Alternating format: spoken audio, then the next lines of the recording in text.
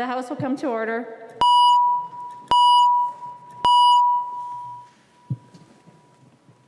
Prayer by the chaplain. Members, today let's pause for a brief meditation. Let's bow our heads and reflect and give thanks in our own individual traditions.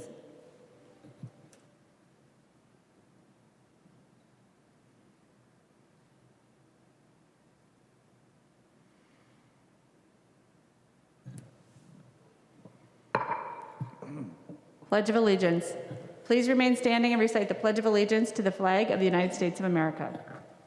Pledge allegiance to the flag of the United States of America and to the republic for which it stands, one nation, under God, indivisible, with liberty and justice for all.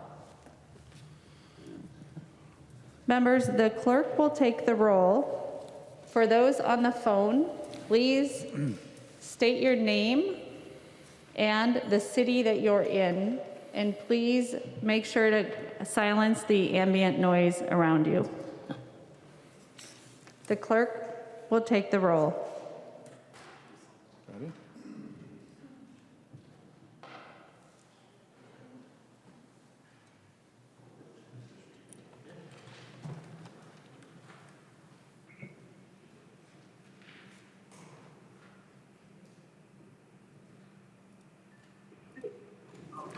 Acom. Acom, St. Paul, present. Acom, St. Paul, present. Albright. Albright, St. Paul, present. Albright, St. Paul, present. Anderson. Anderson, Varsness Township, present. Anderson, Parsons Township, present. Backer.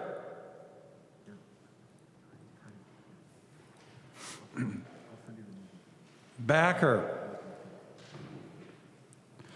Bonner. Bonner, St. Paul, present. Bonner, St. Paul, present. Barr. Chamber, present. Barr, St. Paul, present. Baker. Baker, St. Paul, present. Baker, St. Paul, present.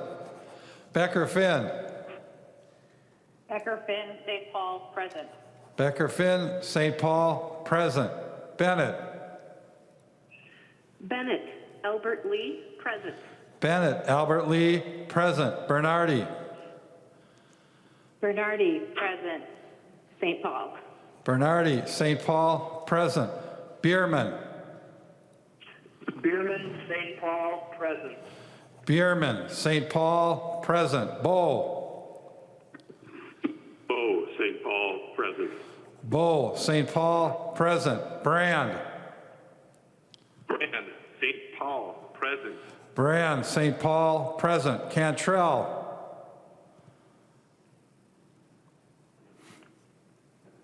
Cantrell.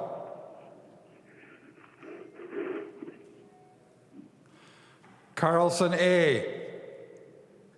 Carlson A., St. Paul, present. Carlson A. St. Paul, present. Carlson L. Carlson L., St. Paul, present.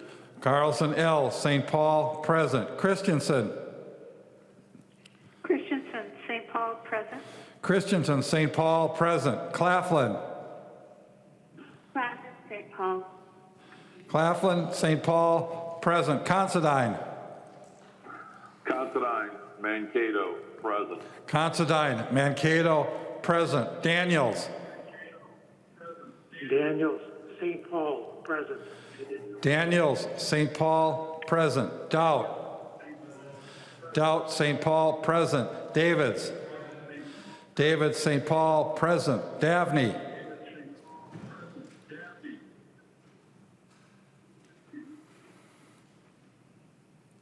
Davney.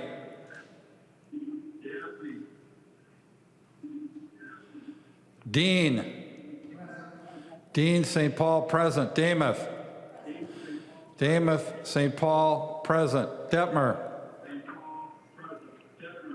Detmer, St. Paul, present. Detmer, St. Paul, present. Drazkowski. Drazkowski, Drazkowski, Winona, present. Drazkowski, Winona, present. Eklund. Eklund, International Falls, present. Eklund, International Falls, present. Edelson. Edelson, St. Paul, present. Edelson, St. Paul, present. Elkins. Elkins, St. Paul, present. Elkins, St. Paul, present. Erickson. Erickson, St. Paul, present. Erickson, St. Paul, present. Fabian. Fabian, Rosso, present. Fabian, Rosso, present. Fisher. Fisher, St. Paul, present. Fisher, St. Paul, present. Franzen. Franson, St. Paul, present. Franzen, St. Paul, present. Freiberg. Freiberg, St. Paul, present. Freiberg, St. Paul, present. Garofalo. Garofalo, Farmington, present. Garofalo, Farmington, present. Gomez.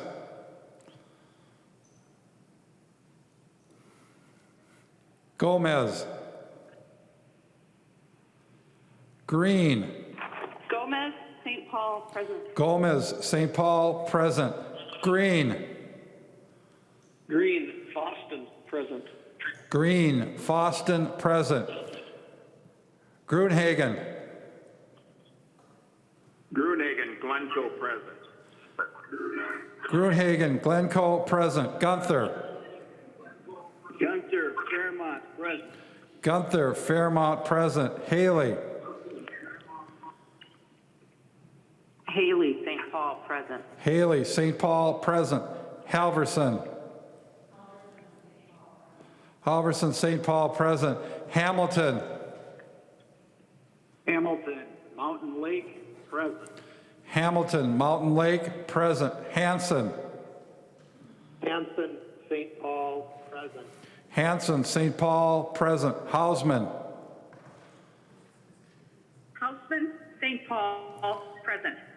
Hausman, St. Paul, present. Heinrich. Heinrich, Anoka, present. Heinrich, Anoka, present. Heinzeman. Heinzman, Nisswa, present. Heinzeman, Nisswa, present. Herr. Her, St. Paul, present. Herr, St. Paul, present. Hertos. Hertos from Greenfield, present. Hertos, Greenfield, present. Hornstein. Hornstein, Minneapolis, present. Hornstein, Minneapolis, present. Howard. Howard, St. Paul, present. Howard, St. Paul, present. Hewitt. Hewitt, St. Paul, present. Hewitt, St. Paul, present. Johnson. Johnson, St. Paul, present. Jordan. Jordan, St. Paul, present. Jordan, St. Paul, present. Jurgens. Jurgens, St. Paul, present. Jurgens, St. Paul, present. Keel. Keel, Hammond Township, present. Keel, Hammond Township, present. Cleavorn. Cleaborn, St. Paul, present. Cleavorn, St. Paul, present. Cagle. Kegel, St. Paul, present. Cagle, St. Paul, present. Katiza-Watun. Katiza-Watun, St. Paul, present. Katiza-Watun, St. Paul, present. Kosnick. Kosnick, St. Paul, present. Creshaw. Creshaw, St. Paul, present. Creshaw, St. Paul, present. Kunish-Podine. Kunish-Podine, St. Paul, present. Kunish-Podine, St. Paul, present. Lehman. Lehman, Cohasset, present. Lehman, Cohasset, present. Lee. Lee, St. Paul, present. Lee, St. Paul, present. Lesh. Lesh, St. Paul, present. Lesh, St. Paul, present. Liebling. Liebling, Rochester, present. Liebling, Rochester, present. Lean. Lean, Moorhead, present. Lean, Moorhead, present. Lilly. Lilly, St. Paul, present. Lippert. Lippert, St. Paul, present. Lippert, St. Paul, present. Liz Lagarde. Liz Lagarde, Aurora, present. Liz Lagarde, Aurora, present. Long. Long, St. Paul, present. Long, St. Paul, present. Lucero. Lucero, St. Paul, present. Lewick. Lewick, Aiken, present. Lewick, Aiken, present. Mahoney. St. Paul, Mahoney, St. Paul, present. Mahoney, St. Paul, present. Mann. Man, St. Paul, present. Mann, St. Paul, present. Mariani. Mariani, St. Paul, present. Mariani, St. Paul, present. Markwart. Marquardt, Dilworth, present. Markwart, Dilworth, present. Mason. Mason, St. Paul, present. Mason, St. Paul, present. McDonald. McDonald, St. Paul, present. Mecklin. Mecklin, Clear Lake, present. Mecklin, Clear Lake, present. Miller. Miller, St. Paul, present. Moeller. Moeller, St. Paul, present. Moeller, St. Paul, present. Moran. Moran, St. Paul, present. Moran, St. Paul, present. Morrison. Morrison, St. Paul, present. Morrison, St. Paul, present. Munson. Munson, St. Paul, present. Murphy. Murphy, Hermantown, present. Murphy, Hermantown, present. Nash. Nash, St. Paul, present. Nelson M. Nelson M., St. Paul, present. Nelson M., St. Paul, present. Nelson N. Nelson N., Clover Township, present. Nelson N., Clover Township, present. New. New, North Branch, present. New, North Branch, present. Nor.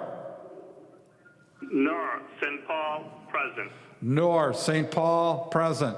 Nornis. North St. Paul, present. Nornis, St. Paul, present. Novotny. Novotny, Elk River, present. Novotny, Elk River, present. O'Driscoll. O'Driscoll, St. Paul, present. Olson. Olson, Duluth, present. Olson, Duluth, present. O'Neill.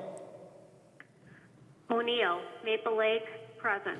O'Neill, Maple Lake, present. Pulowski.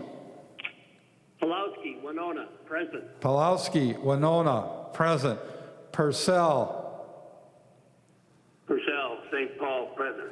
Purcell, St. Paul, present. Petersburg. Petersburg, Waseca, present. Petersburg, Waseca, present. Pearson.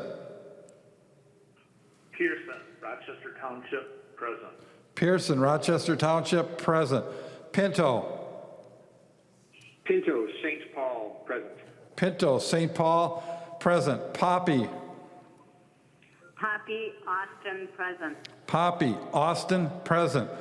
Poston. Poston, Lakeshore, present. Poston, Lakeshore, present. Pryor. Pryor, St. Paul, present. Pryor, St. Paul, present. Quam. Guam, St. Paul, present. Quam, St. Paul, present. Richardson. Richardson, St. Paul, present. Richardson, St. Paul, present. Robbins. Robbins, St. Paul, present. Runbeck. Runbeck, St. Paul, present. Runbeck, St. Paul, present. Sandell. Sandell, St. Paul, present. You are muted. Santel, St. Paul, present. You are unmuted. Sanstead. Sanstead, Hibbing, present. Sanstead, Hibbing, present. Sauk. Sauk, Rochester, present. Sauk, Rochester, present. Schumacher. Schumacher, St. Paul, present. Schumacher, St. Paul, present. Schultz. Schultz, Duluth, present. Schultz, Duluth, present. Scott. Scott, St. Paul, present. Stevenson. Stevenson, St. Paul, present. Stevenson, St. Paul, present. Sundin. Sundin, St. Paul, present. Sundin, St. Paul, present. Swazinski. Swazinski, St. Paul, present. Tabke. Tabke, St. Paul, present. Tabke, St. Paul, present. Tice. Tice, St. Paul, present. Tice, St. Paul, present. Torkelson. Torkelson, Lake Hanska Township, present. Torkelson, Lake Hanska Township, present. Erdahl. Erdahl, Acton Township, present. Erdahl, Acton Township, present. Vang. Vang, Brooklyn Center, present. Vang, Brooklyn Center, present. Vogel. Vogel, Elko Newmarket, present. Vogel, Elko, Newmarket, present. Wagenius. Virginia, St. Paul, present. Wagenius, St. Paul, present. Waslowick. Waswick, St. Paul, present. Waslowick, St. Paul, present. West. West, St. Paul, present. West, St. Paul, present. Winkler. Winkler, St. Paul, present. Wolgamott. Walgamot, St. Paul, present. Wolgamott, St. Paul, present. Zhang Jie. Shaw J, St. Paul, present. Zhang Jie, St. Paul, present. Zhang T. Young T, St. Paul, present. Zhang T, St. Paul, present. Joachim. Joachim, St. Paul, present. Joachim, St. Paul, present. Speaker Hartman. Speaker Hartman, St. Paul, present. Backer. Browns Valley. Backer, Browns Valley, present. Backer, Browns Valley, present. Cantrell. St. Paul, Cantel, St. Paul, present. Davney. Dabney, St. Paul, present. Davney, St. Paul, present. That's it, right? That's it. A quorum is present. The clerk will read the journal of the preceding day. Journal of the House, 91st Session, 2020, 78th day, St. Paul, Minnesota, Tuesday, April 14th, 2020.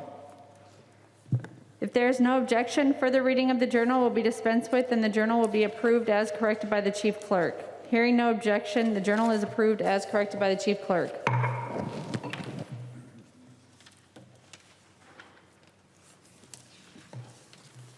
Introduction of bills. The following House files have been offered for introduction today. The chief clerk will report the House files and give them their first reading. Introduction and first reading of House Files 4557 through 4576. First reading, House Files 4557 through 4576. Messages from the Senate. Message from the Senate. Madam Speaker, I hereby announce the passage by the Senate of the following Senate files herewith transmitted. Senate files number 2184, 3125, and 4489. The message is signed by Cal R. Ludeman, Secretary of the Senate. Message from the Senate. Madam Speaker, I hereby announce the adoption by the Senate of the following concurrent resolution herewith transmitted. Senate concurrent resolution number 7, a Senate concurrent resolution relating to adjournment of the House of Representatives and Senate until the public interest warrants it. Winkler moves that the rules be so far suspended that Senate concurrent resolution number 7 be now considered and placed upon its adoption. Representative Winkler. Madam Speaker, members, this is the motion to suspend the rules to allow us to take up for immediate consideration the concurrent resolution allowing the House of Representatives to meet at its own discretion, essentially, until April 28th, and to give the Senate the same permission. So this is the motion to suspend, and I ask for your support.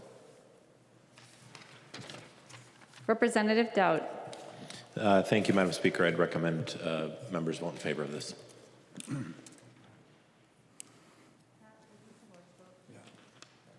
All those in favor of the motion, please say aye. Those opposed, please say no. The motion prevails. Winkler moves that Senate concurrent resolution number 7 be now adopted. Representative Winkler. Madam Speaker, members, as I described, this resolution it's a concurrent resolution in which the House and Senate are giving each other permission to meet at the discretion of the Speaker or the Senate Majority Leader, or concurrently with coordination with each other until April 28th, which will be Tuesday the following next week. So this is unusual, but it allows the House and Senate to convene independently, and I ask for your support. Any discussion? Seeing none, all those in favor, please say aye. Those opposed, please say no. The motion prevails.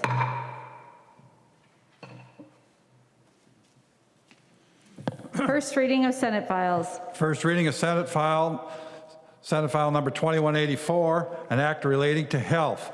Schumacher moved that Senate file number 2184 and House file number 2150, now on the general register, be referred to the chief clerk for comparison. With no objection, so ordered. With no objection, so ordered. First reading Senate file number 3125, an act relating to medical assistance. Mann moved that Senate file number 3125 and House file number 3026, now on the general register, be referred to the chief clerk for comparison. Without objection, so ordered. First reading of Senate file number 4489, an act relating to liquor, allowing certain on-sale licenses to make off sales of liquor. Pursuant to Article 4, Section 19 of the Constitution of the State of Minnesota, Winkler moved that the rule therein be suspended and an urgency be declared, and that the rules of the House be so far suspended so that Senate file number 4489 be given its second and third readings and be placed upon its final passage. Representative Winkler. Madam Speaker, members, this is the motion to suspend to take up the to-go liquor bill. I ask for your support. Representative Dowd. Thank you, Madam Speaker. I'd appreciate if members would support the motion. Yep. Fired up. So members, on this motion to suspend, we need a recorded vote. And if members on the telephone will repeat their name after the clerk says their name, and then state how they're voting, that would be helpful.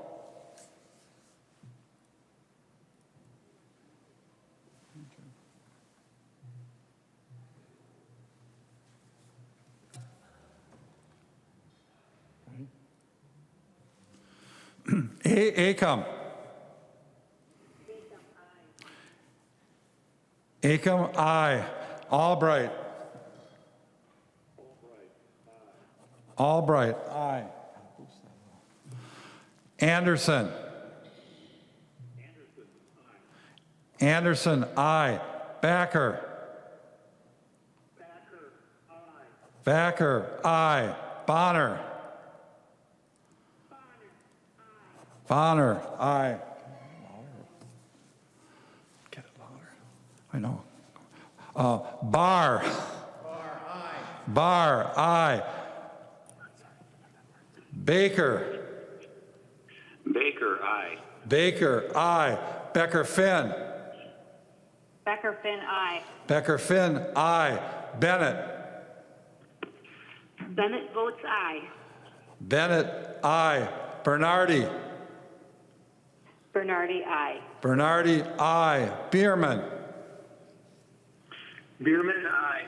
Bierman, aye. Bow. Bow, aye. Bow, aye. Brand. Brand, aye. Brand, aye. Cantrell. Cantrell, aye. Cantrell, aye. Carlson, A. Carlson, A, aye. Carlson, A. Aye. Carlson, L. Carlson, L, aye. Carlson, L. Aye. Christensen. Christensen, aye. Christensen, aye. Claflin. Aye. Claflin, aye. Considine. Considine.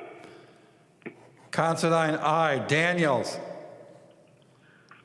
Daniels, aye. Daniels, aye. Doubt. Doubt, aye. Davids. Davids, aye. Davney.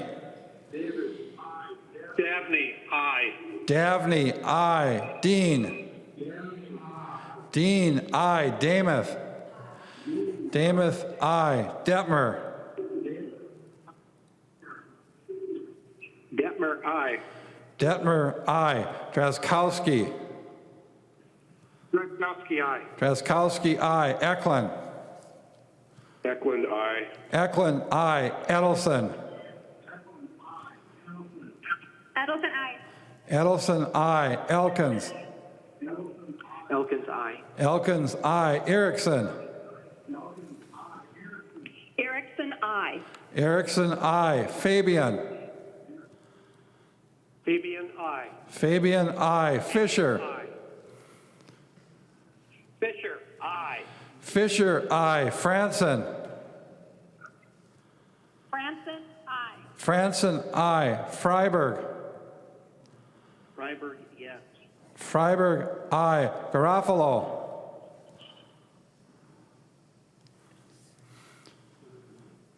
Garofalo. Gomez. Gomez, aye. Gomez, aye. Green. Green, aye. Green, aye. Grunhagen. Gruenhagen, aye. Grunhagen, aye. Gunther. Gunther, aye. Gunther, aye. Haley.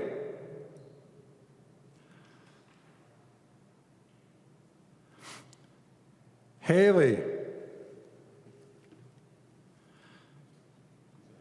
Halverson. Haley, aye. Haley, aye. Halverson. Halverson, aye. Hamilton. Hamilton, aye. Hamilton, aye. Hanson. Hanson, aye. Hanson, aye. Hausman. Hausman, aye. Hausman, aye. Heinrich. Aye. Heinrich, aye. Heinzeman. Heinzman, aye. Heinzman, aye. Her. Her, aye. Her, aye. Hertos. Hertas votes aye. Hertos, aye. Hornstein. Hornstein, aye. Hornstein, aye. Howard. Howard, aye. Howard, aye. Hewitt. Hewitt, aye. Hewitt, aye. Johnson. Johnson, aye. Jordan. Jordan, aye. Jordan, aye. Jurgens.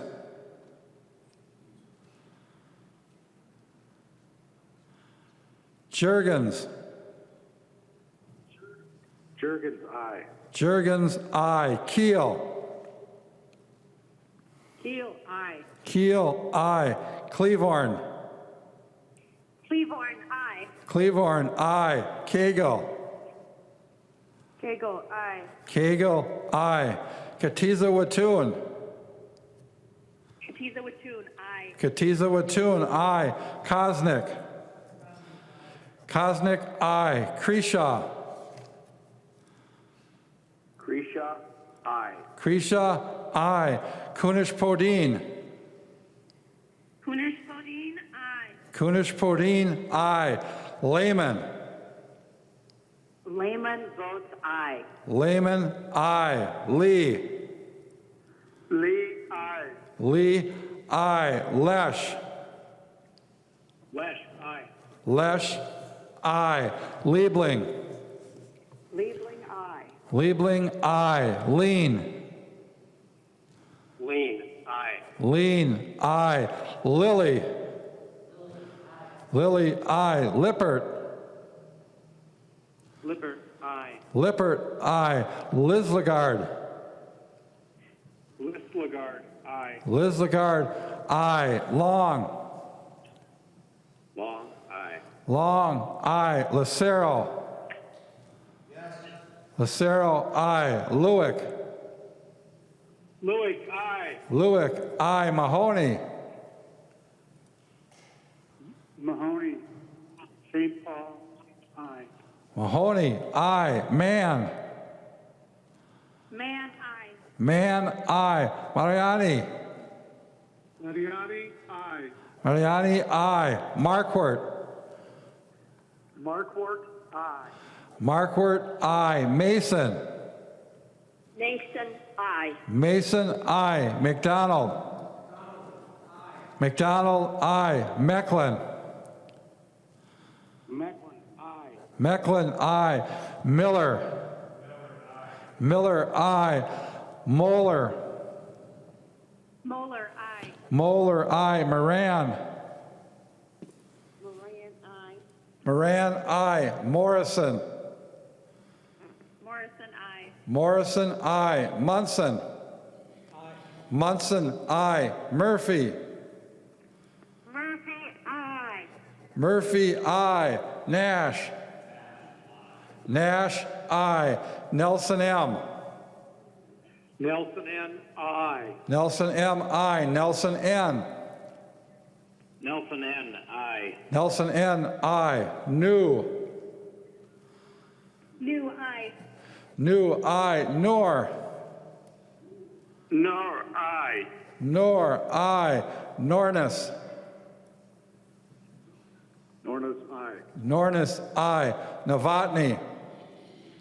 Novotny. Aye. Novotny, aye. O'Driscoll. O'Driscoll, aye. Olson. Olson, I. Olson, aye. O'Neill.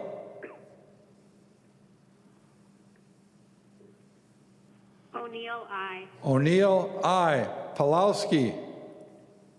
Pulowski. Aye. Pulowski, aye. Purcell. Purcell. Aye. Purcell, aye. Petersburg. Petersburg. Aye. Petersburg, aye. Pearson. Pearson. Aye. Pearson, aye. Pinto. Pinto. Aye. Pinto, aye. Poppy. Poppy, I. Poppy, aye. Poston. Poston. Aye. Poston, aye. Pryor. Pryor, I. Pryor, aye. Quam.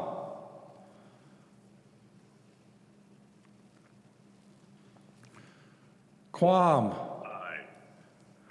Quam, aye. Aye. Richardson. Richardson, I. Richardson, aye. Robbins.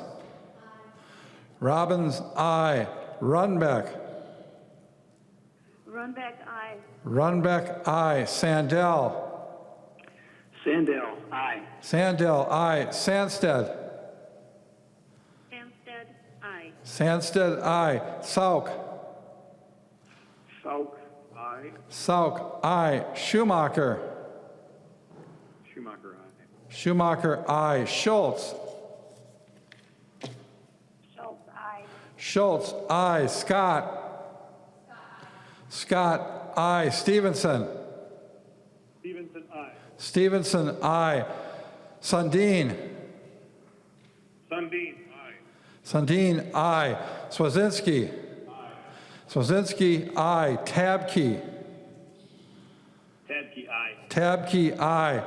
Tice.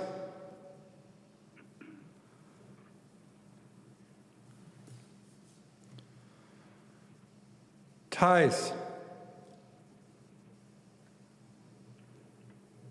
Torkelson. Torkelson. Aye. Torkelson, aye. Erdahl. Erdahl. Aye. Erdahl, aye. Vang. Vang, I. Vang, aye. Vogel. Vogel. Aye. Vogel, aye. Wagenius. Virginius, I. Wagenius, aye. Wozlowick. Wozlowick, I. Wozlowick, aye. West. West. West. Aye. West, aye. Winkler. Winkler, aye. Wogamot. Wolgamott. Aye. Wogamot, aye. Zhang Jie. Xiong J. Aye. Zhang Jie, aye. Zhang Ti. Yang T. Aye. Zhang Ti, aye. Joachim. Joachim, aye. Joachim, aye. Speaker Hortman. Aye. Speaker Hortman, aye. Go back. Garofalo. Garofalo. Garofalo, aye. Garofalo, aye. Tice. That's it, right? Tice. Tice, aye. Tice, aye.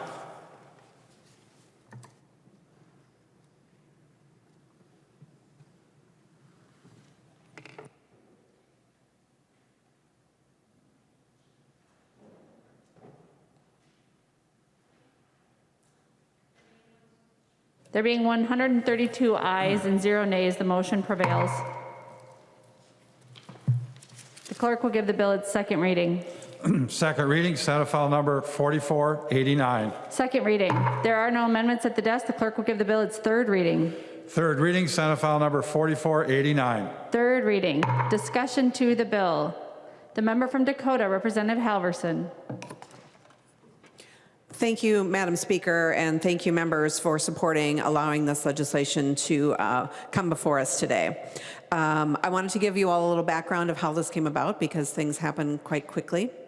It came about because restaurants and bar owners came forward with an idea and worked hard with House and Senate members, with the governor's office, to create this proposal that's before you today.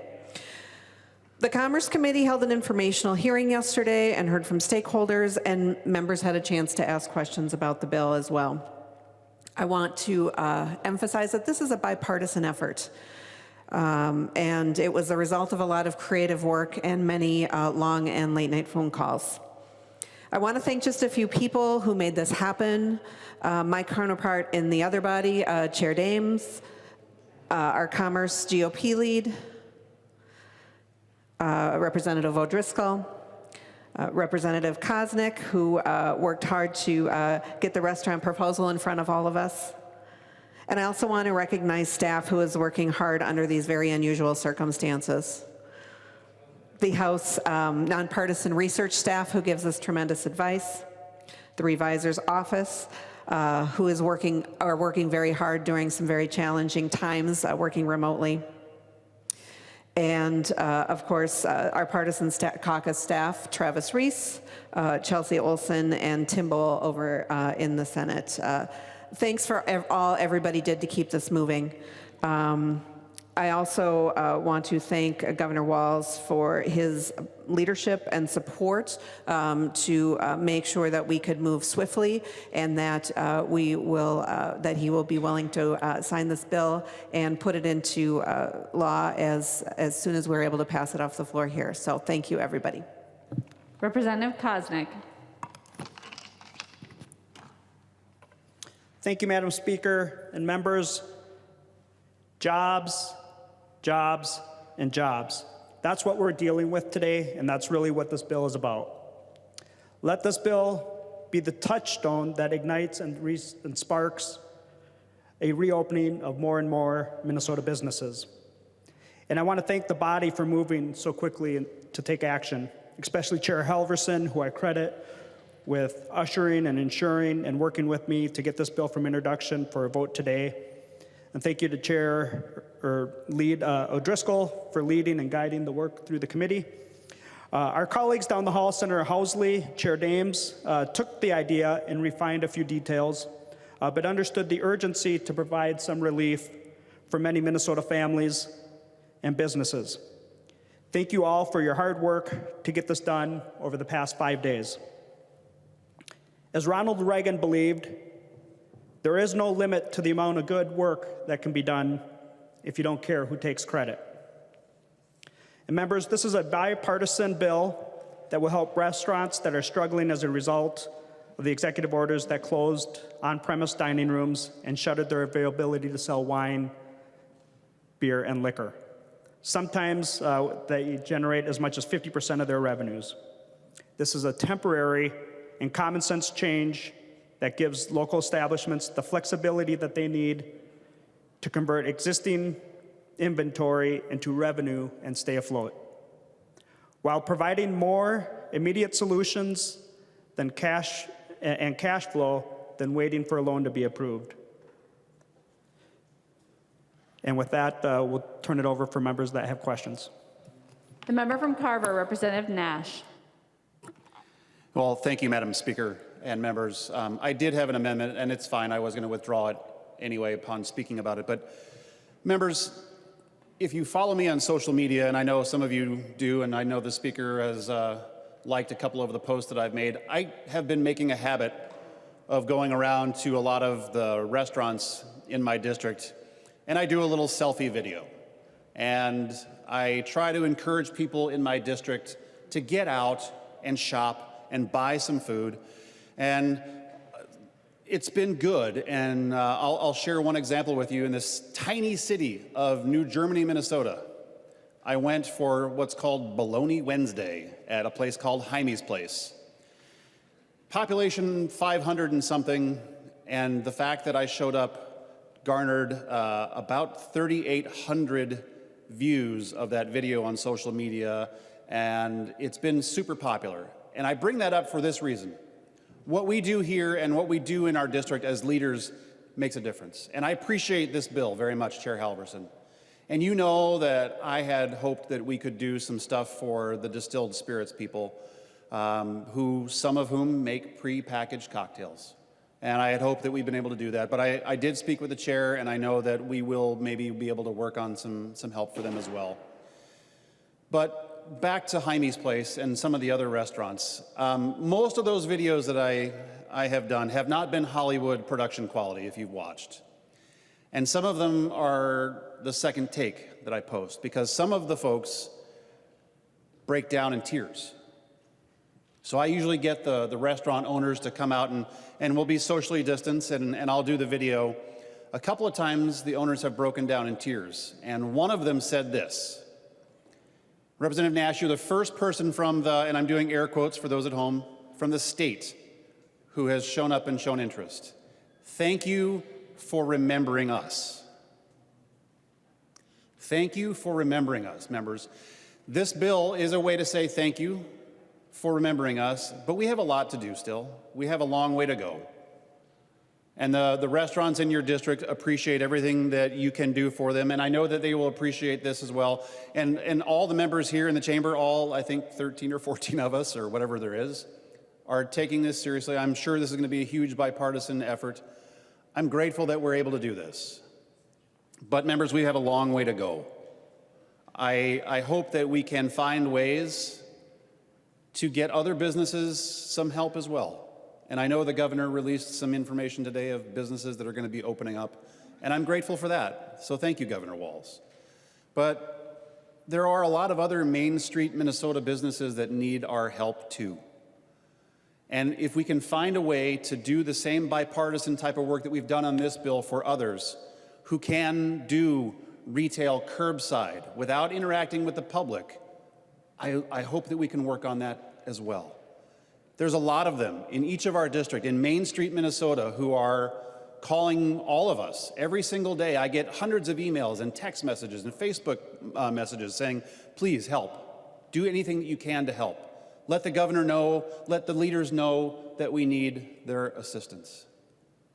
Folks, I will tell you that Minnesotans are very resilient, they're hardworking, they're creative. We've found all kinds of solutions, and we've seen it on the news, and I'll share a couple of stories from my district. There's a company called Lakeview Industries that went from making 0 things that were PPE to making 2.5 million plastic face shields a week. I was able to help them, introduce them to some people, and they're providing that important PPE now. I want to share the story about J. Carver Distillery, who makes alcohol in distilled spirits, and at the owner's expense, with not selling any of it at all, they have made thousands of bottles of hand sanitizer. They're good Minnesotans. They're rolling up their sleeves. They're doing what they can to help. And Jay Carver hasn't charged a dime for it. They've given it away to first responders, they've given it away to hospitals. But folks, people on Main Street are looking to us to help. And I'm glad that we all are. I mean, I know that we take this seriously. I follow all of us on social media, and I know that you take it very, very seriously. But there are other businesses that need some of the creativity that we've shown here, and I hope that we can either hopefully get out of this or come up with some other bills that we can say to them, to the small mom and pop shops that sell retail, that could deliver it to the sidewalk with no interaction, that we're listening to you and we're here to help. One of my favorite movies of all times is Field of Dreams. And if you listen to Ray tell his daughter to watch Shoeless Joe Jackson in the field and how they set up with their feet, because Shoeless Joe knew from the way the pitcher was going to throw the ball where the hitter was going to hit. Shoeless Joe was waiting and watching and knowing how that ball and how that next play was going to go. Please, folks, let's be like Shoeless Joe. Let's try to set up and let's anticipate that next need, because people on Main Street, Minnesota are depending on us. And you've heard me say before, many of these business owners would mortgage the dog if they had to stay alive. And I'll tell you, when when a business owner breaks down in front of you, some of these people are bigger than me, big, burly people who have been an absolute rock in the community for years. But when they break down, we're all breaking down. So let's help these business owners out. And remember the line that I told you from the business owner: thank you for remembering us. Thank you. Discussion. Representative Munson. Thank you, Madam Speaker, and a few members in the chamber today.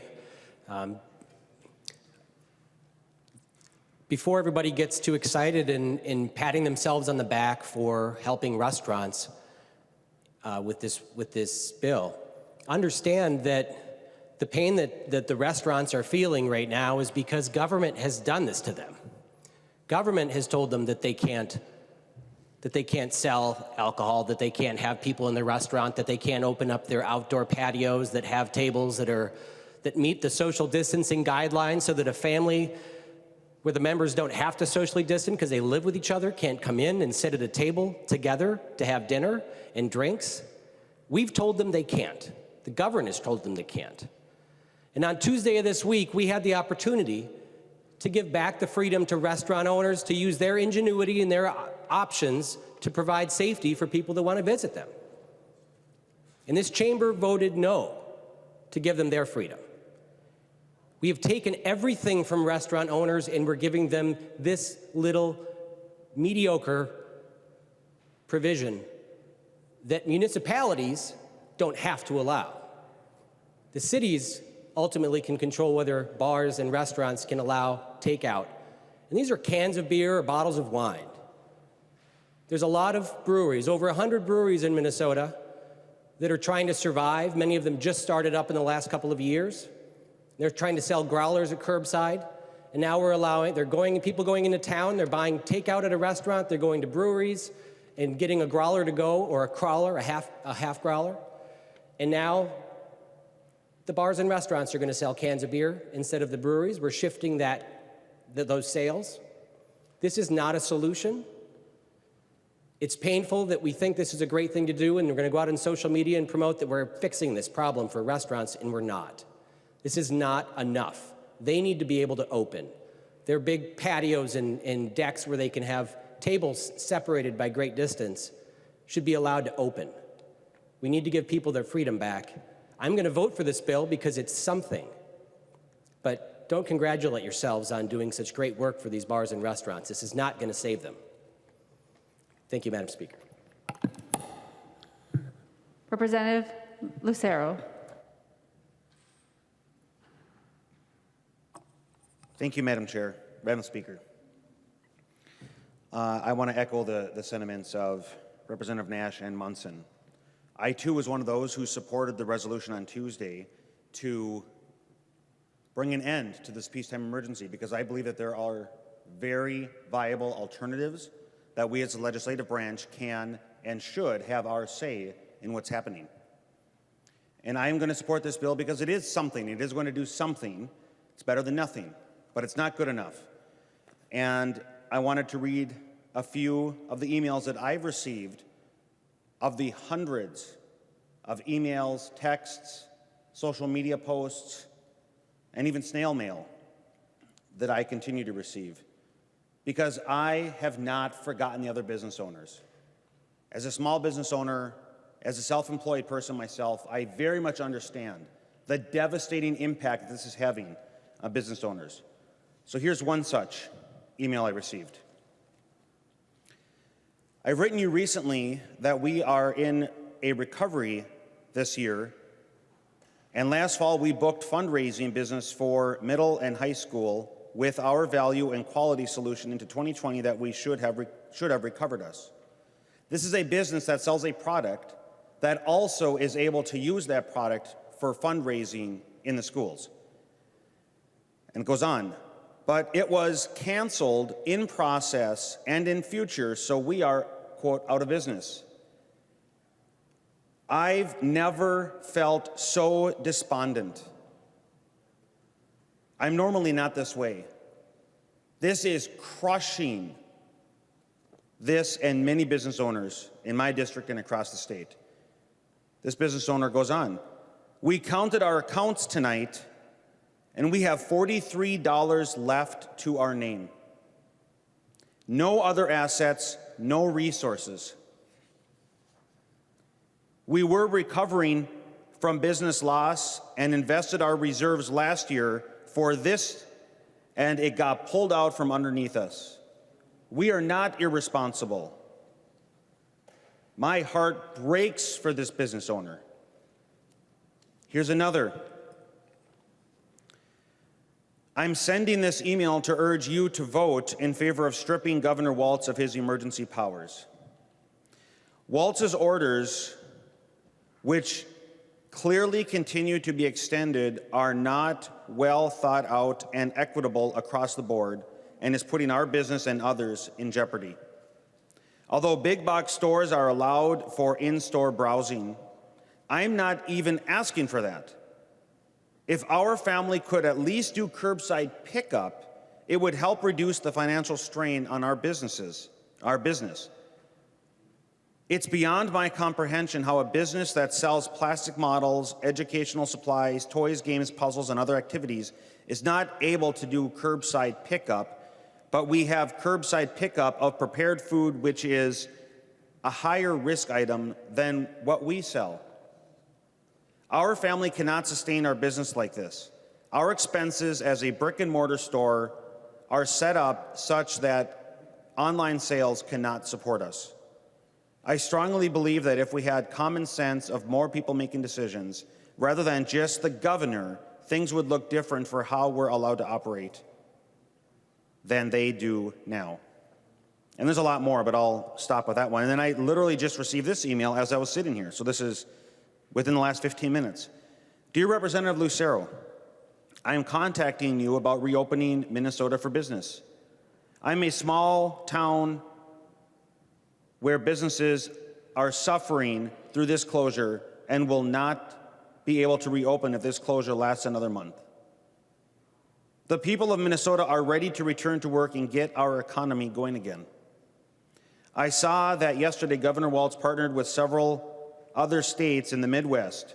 I would ask that you look at our state differently than that of Illinois, Kentucky, and Wisconsin. The numbers projected in our state are showing that we are ready to reopen. I will also be reaching out to Congressman Emmer and Governor Walz about reopening Minnesota for business again. Thank you. Members, this is just heartbreaking. It's crushing. And I know that there are many business owners that are not going to make it through this. And you can't just flip on a light switch after this and expect things to return to normal. It's going to be a gradual returning. And there are many hardworking Minnesotans that have poured their life into their business that are not going to make it through.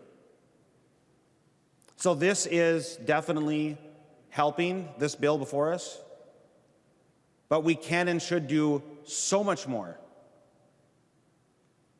One of the things that's very frustrating to me is that we as the legislative branch are in session. There could be a conversation right now between the executive branch and the legislative branch, co-equal branches of government, and we could pass legislation. But instead, what's happening is the executive branch is creating policy with his executive orders. That's the role of the legislative branch. And we are here and could, in cooperation with him, discuss and pass legislation that allows us, the House of Representatives, the closest body to the people.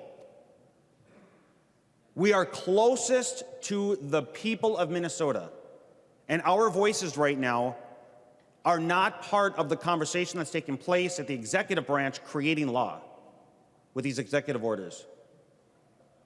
So members, I just say all this to put forward that we need to keep in mind that there are other solutions that we should be considering and that there are other businesses out there that are screaming for help.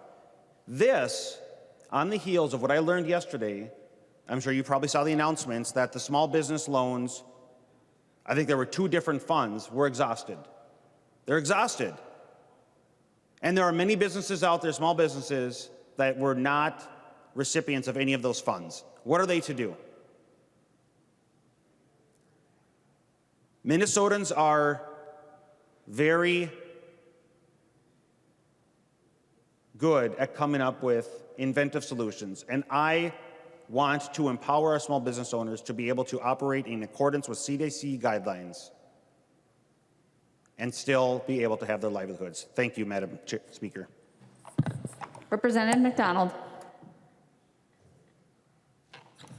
Thank you, Please. Madam Speaker. Please occupy the seat that you are assigned with the safety plan. Very good, Madam Speaker.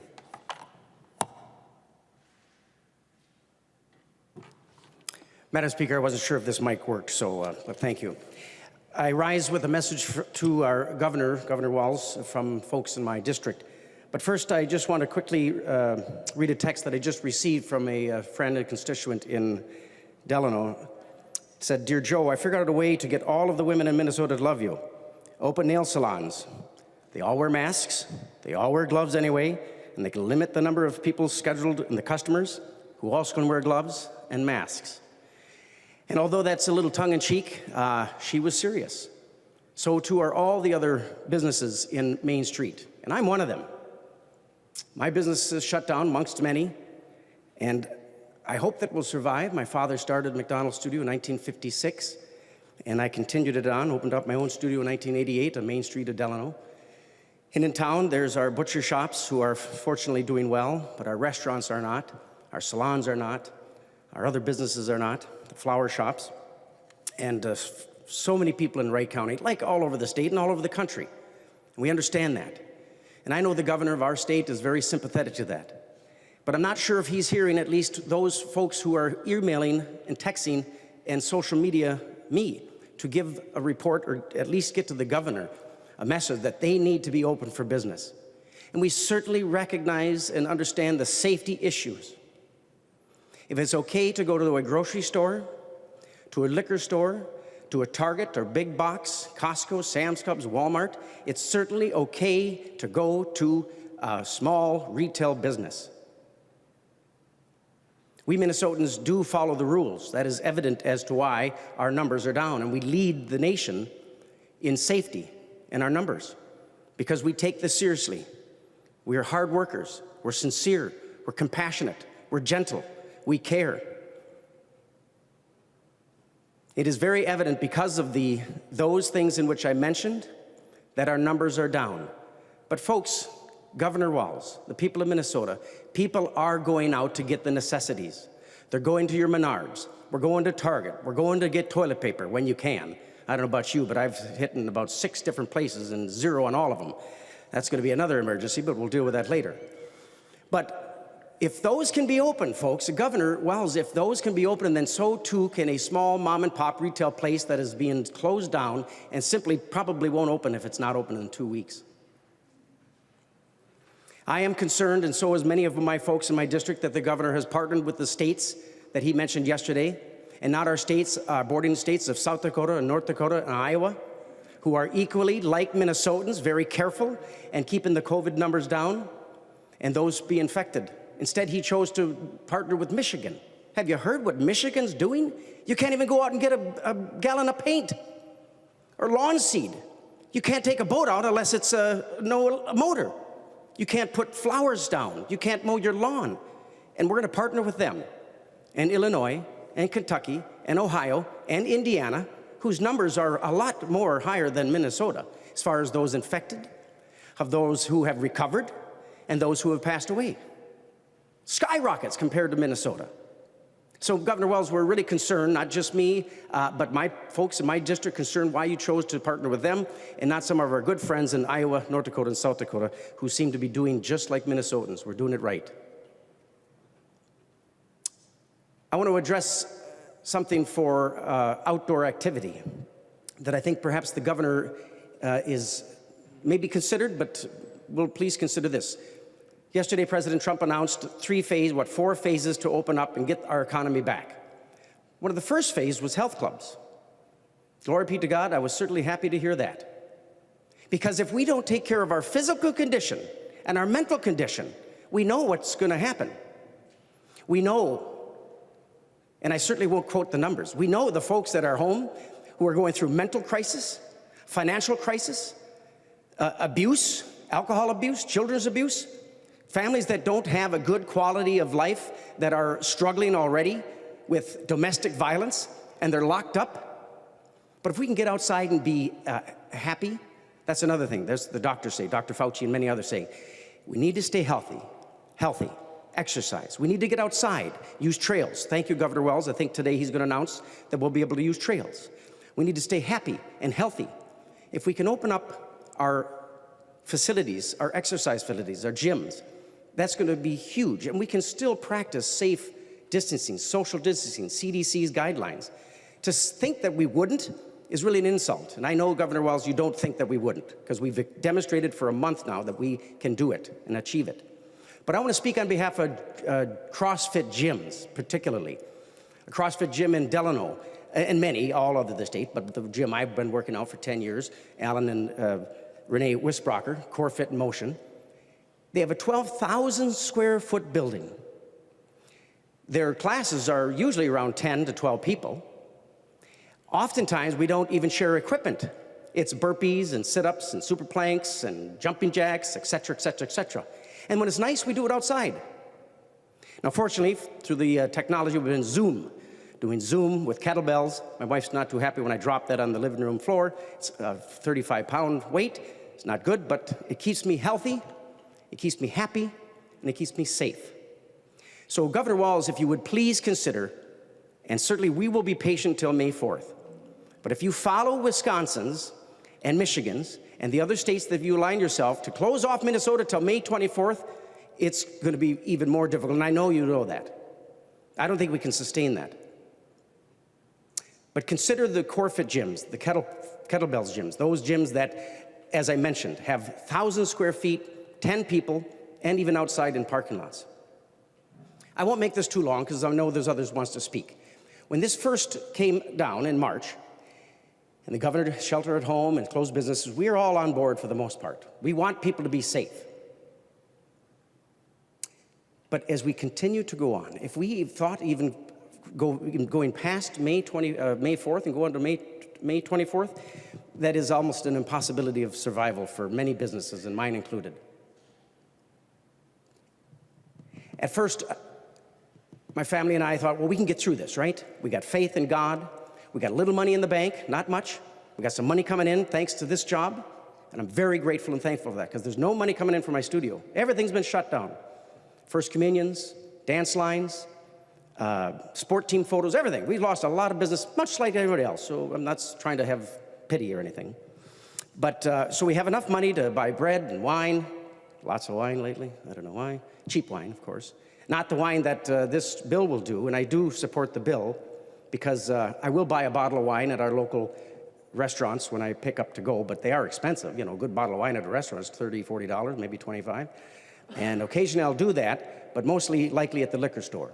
So therefore, this bill is great. It'll help. And I think folks like myself will just buy it because we want to help our restaurants, because they make good margins on alcohol. But I thought, in closing, you'll be happy to hear, it reminded me that we can get through this because in the city of Rotterdam in World War II, the Nazis and the Luftwaffe completely decimated that city in 1940. Just decimated it. Blitzkrieg. It wasn't called Blitzkrieg. It was called Luftwaffe. And yet they rebuild. Took them 5 years, almost to 1950. So it was bombed in 1940. War was over in 1945. So by the time 1950, they were recovering. They had built buildings and became the seaport harbor in the world, the biggest. But they were able to rebuild. They were able to pick up the pieces. We are not able to do that right now. We cannot pick up the pieces. My hairstylist and, barber shops and our grocery stores, they're doing well. But gyms and bars and restaurants and other manufacturers, they're not doing so well. They're not even allowed to pick up the pieces. So Governor Wells, we need to have time to pick up the pieces and not just our pieces of puzzles. Thankfully, families are getting together. A lot of dinner time, a lot of prayer time, a lot of puzzles. But we need to get back to work for our economy in a safe and intelligent manner. And for those folks in my district who said, Joe, follow the governor, keep the state shut down, stay at home, be safe. Yes, we will. We're not dumb people. We're very smart, and we can do this together. If we can keep our grocery stores and liquor stores and big box stores safe for people, then we can keep small town retail safe for people. So that's the message today, Madam Speaker. Okay, I have on the list Juergens, Haley, and Detmer. I think they're all in the hallway and have been kind of standing for some time. So I'm going to go to the folks who've been standing for a while. Representative Juergens. Thank you, Madam Speaker. You know, over the last several weeks, we've all heard from our constituents. We've gotten hundreds of calls, emails, and in many cases, I reached out to the governor's office, and I appreciate the responsiveness, getting back clarifications on who can work, who can go back to work, what jobs they're able to do, and I appreciate that. But this is the way to do it, or this is closer to the way to do it. 201 legislators closer to the people of Minnesota, closer to our constituents, those of us that they have our ear. Now, this is a jobs bill that helps. We've all heard from bars and restaurants in our communities. I've heard from Junction 70 in Cottage Grove, the Onion Grill and the Busted Nut in Hastings, and many others that are pleading for us to give them this bill, to give them the opportunity to sell beer and wine and takeout. This isn't going to be a make or break for them. It'll help. It'll help them a little bit with their cash flow. It'll help them be able to sell the product that they've already paid for, product that's been gathering dust for the last several weeks, some product that would expire if they're not able to sell this. When that happens, then that goes back in many cases to the distributor who takes a hit. And in some cases, the distributor goes back to the brewery and they take a hit. This has impacts all up and down the supply chain. But it's not just bars and restaurants. I have an essential small business in my district where the husband and wife owners took out a personal loan so that they can increase the wages of their employees an additional $8 an hour just to compete with unemployment, just to keep them whole so that they will come back to work.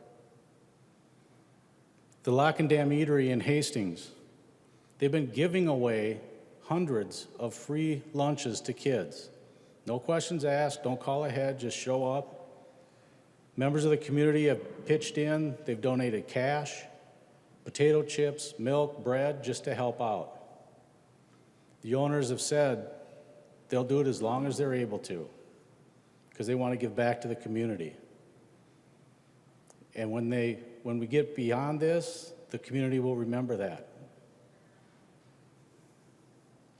This is a small step in the right direction. It helps one segment of business. I look forward to the point where more and more businesses are able to reopen. More and more businesses are able to call back their employees. More and more businesses are able to welcome customers back. And more businesses are able to provide jobs, much needed jobs for Minnesotans. Thank you, Madam Chair, Madam Speaker.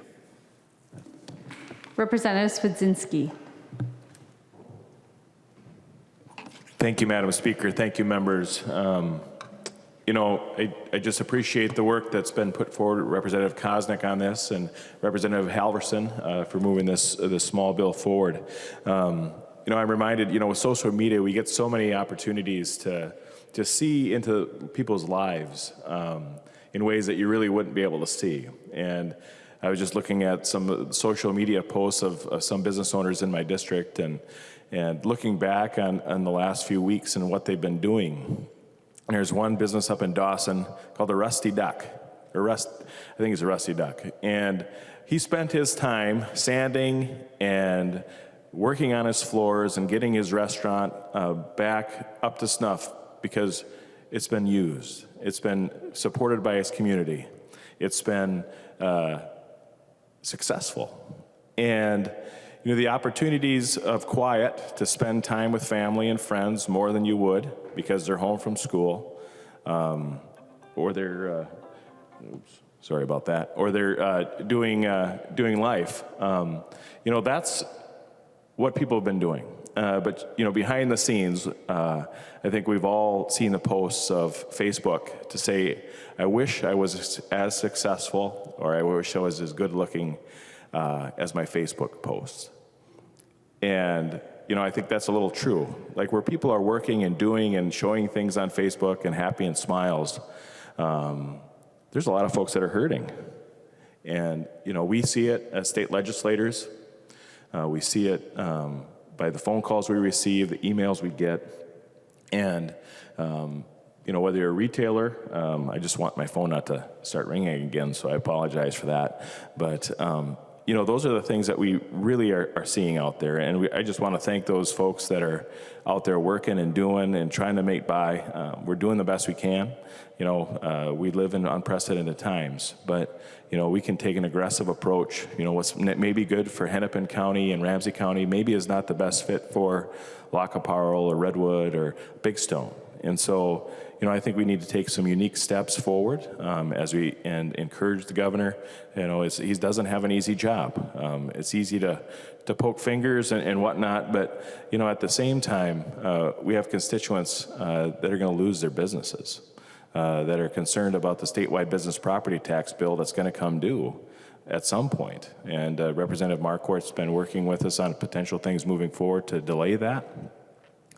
But, you know, when you have a business that's been forced to close by state government and then yet asked to pay a state tax while they've been closed, that's a tough pill to swallow. And, you know, this is a small gesture to keep some of our bars and restaurants maybe a bit afloat, to keep a few folks on. But I'm sure you've talked to the tipped waiters and waitresses that normally have depended not necessarily on an hourly wage, but that wage of the generosity of their constituents that come in. Because just as we as constituents, as 40,000 people in the legislature, those waiters and waitresses, they have constituents too. And the better job they do, they get paid for it. And whether you're a restaurant owner or a small boutique in downtown Marshall, those taxes need to get paid and those people need to get paid. And we're losing sales, but we need to do the best job we can to get this back going. So, members, I'll just close with a thank you for representing your districts, and let's get her open. Thanks. Representative Haley.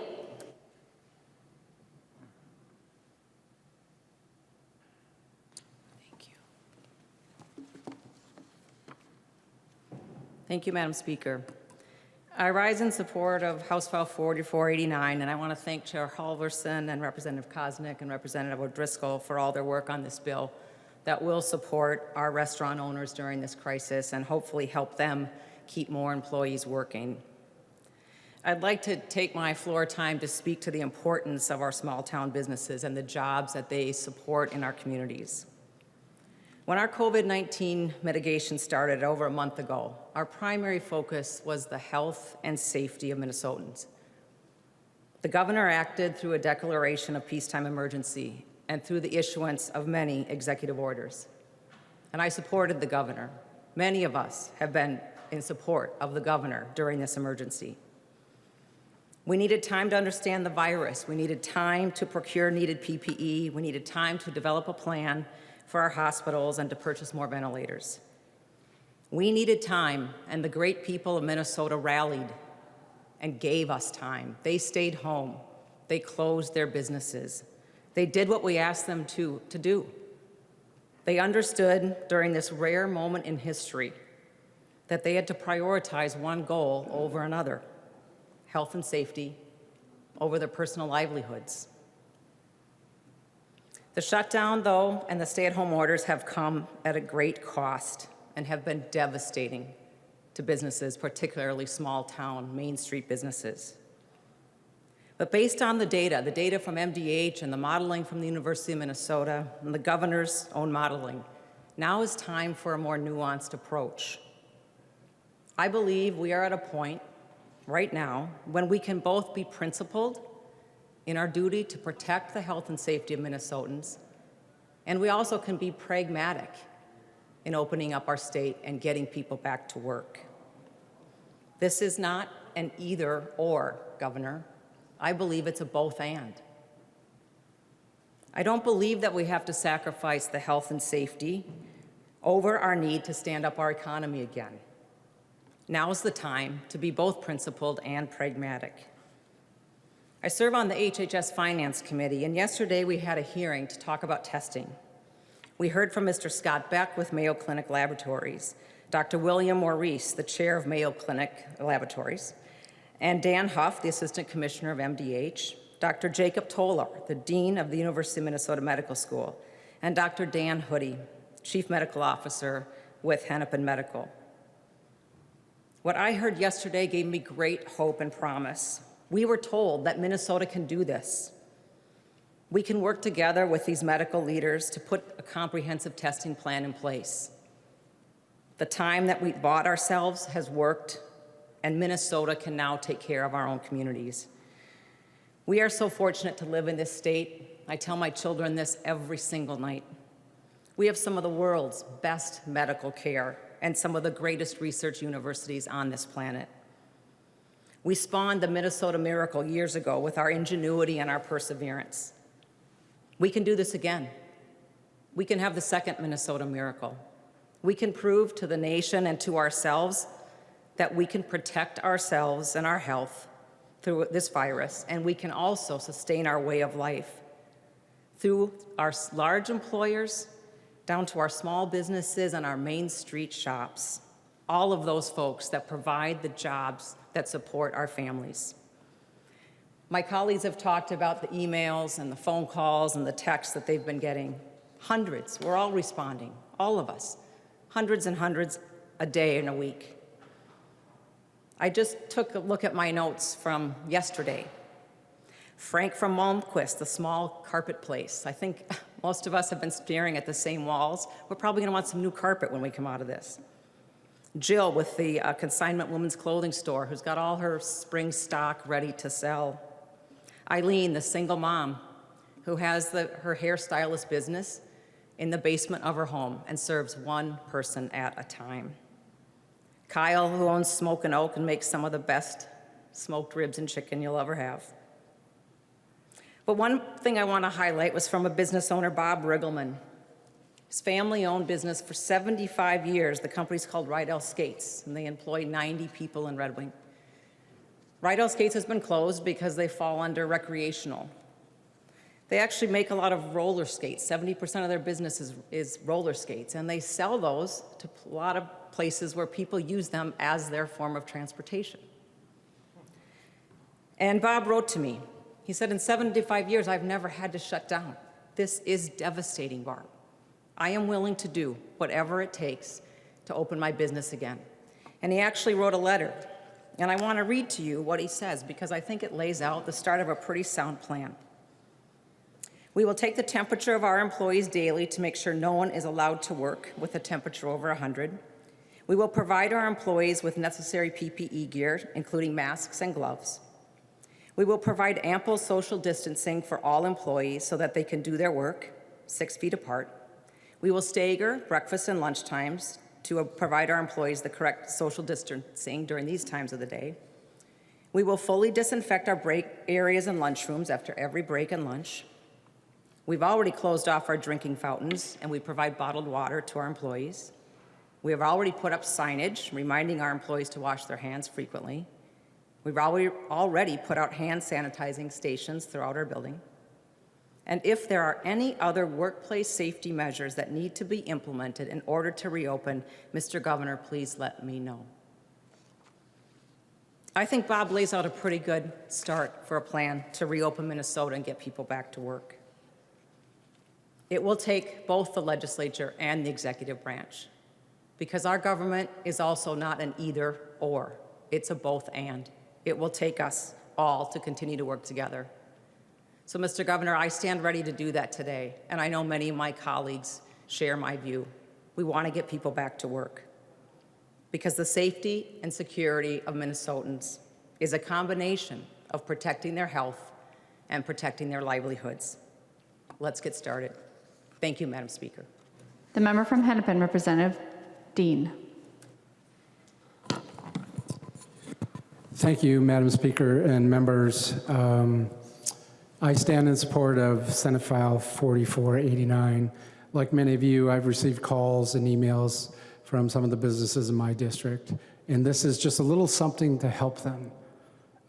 We spent the past several weeks trying to address this crisis, and we've stepped up in a way that I think has surprised a lot of people, and I think it's probably even surprised a lot of us in this chamber. Our leadership and bipartisanship seem to have been pushed aside because this is something that's affecting all of us. And it's going to take the work of all of us to get through this. And we know that regular Minnesotans are sewing masks in their dining rooms. It seems that everybody that has a 3D printer is doing something to create face shields for those that are in our front lines fighting this pandemic. And we've stepped up with lots of resources, whether it's for our hospitals, our daycare, addressing issues of housing, food shelves, unemployment, aid to small businesses. We've responded really well. And it hasn't just been Minnesota, it's been the federal government, it's been our local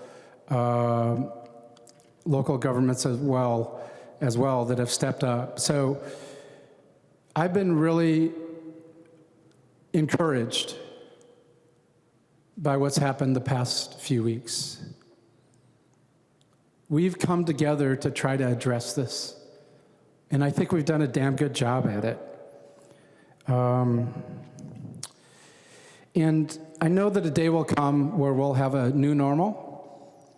It's not going to be the same as the past normal. We will eventually get there.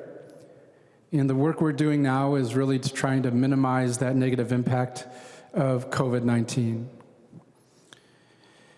However, there are many communities in our state. And many of them were struggling long before COVID-19 came to the state of Minnesota. And most of these communities are poorer communities, communities of color, people that have struggled with housing, people have struggled with employment income, people that have struggled with health care. And this is a crisis that's been going on for decades. And I believe that we can do a lot more to assist those communities. And I say that because what just happened has nearly affected every Minnesotan. And a lot of the things that happens in these communities like I represent, it doesn't affect all Minnesotans. It affects the community deep to the core, and sometimes it doesn't expand into other areas of the state. As I mentioned, we'll get back to a new normal. My hope is that we'll be able to come together bipartisanly, urban, rural parts of the state, to address these issues in these communities that have been going on for many decades. My fear is we'll come back to this new normal, and we're going to do the same thing we've been doing the past 5 or 6 decades. And those communities are going to continue to suffer. I ask all of my colleagues to remember where you're at today when you're pleading for your community and for the conditions in which people are finding themselves at many ways no fault of their own. You know, you've all told really wonderful stories about the people in your district. I'll tell you a brief story. A year and a half ago, one of my neighbors was moving out of the house that she was renting next door. And I asked her, you know, you seem to enjoy the neighborhood, you interact well, why are you moving out? She said, it's my landlord. I said, she said, well, I fell behind in rent. She was a low-wage worker, and she had ended up in housing court. They had reached an agreement. She was meeting her obligation, but the landlord wanted her out. So he made her life difficult. So she was leaving a place where her and her 3 kids lived. And I asked her where she was going. And she said, well, I'm going to go stay with family and friends. And for those of you who know the plight of some individuals, that staying with family only works for a little while, especially when you have 3 kids. Staying with friends only works for a little while, especially after you have 3 kids. And I've lost track of her, but I would not be surprised if she's homeless today. And that's a mom with 3 kids, most of them under 12. And all I can think about is her difficulty in her housing was a couple $100s a month. Now, you calculate that over a few years, it adds up to a little bit of money. But what if one of her kids, who are growing up in homelessness, experiencing homelessness, end up getting involved in our criminal justice system? How much is that going to cost us? If they end up being convicted of a crime and end up serving time in one of our correction facilities in the state of Minnesota, that's $40,000 a year. But yet we couldn't find a couple $100s a month to help her and her family be stable so those kids could grow up and be incredible members of our community and our society. I just want you all to remember this when we do come back to a new normal, that it really does take all of us working together. And Madam Speaker and members, I want to thank you for this opportunity. It's been something that's been weighing on my mind a long time. We've found the money. We've found the things that we needed to do to address this crisis. I just hope in the future we'll be able to find the resources to help lift other people's lives when they're suffering as well. Thank you, Madam Speaker. Representative Detmer.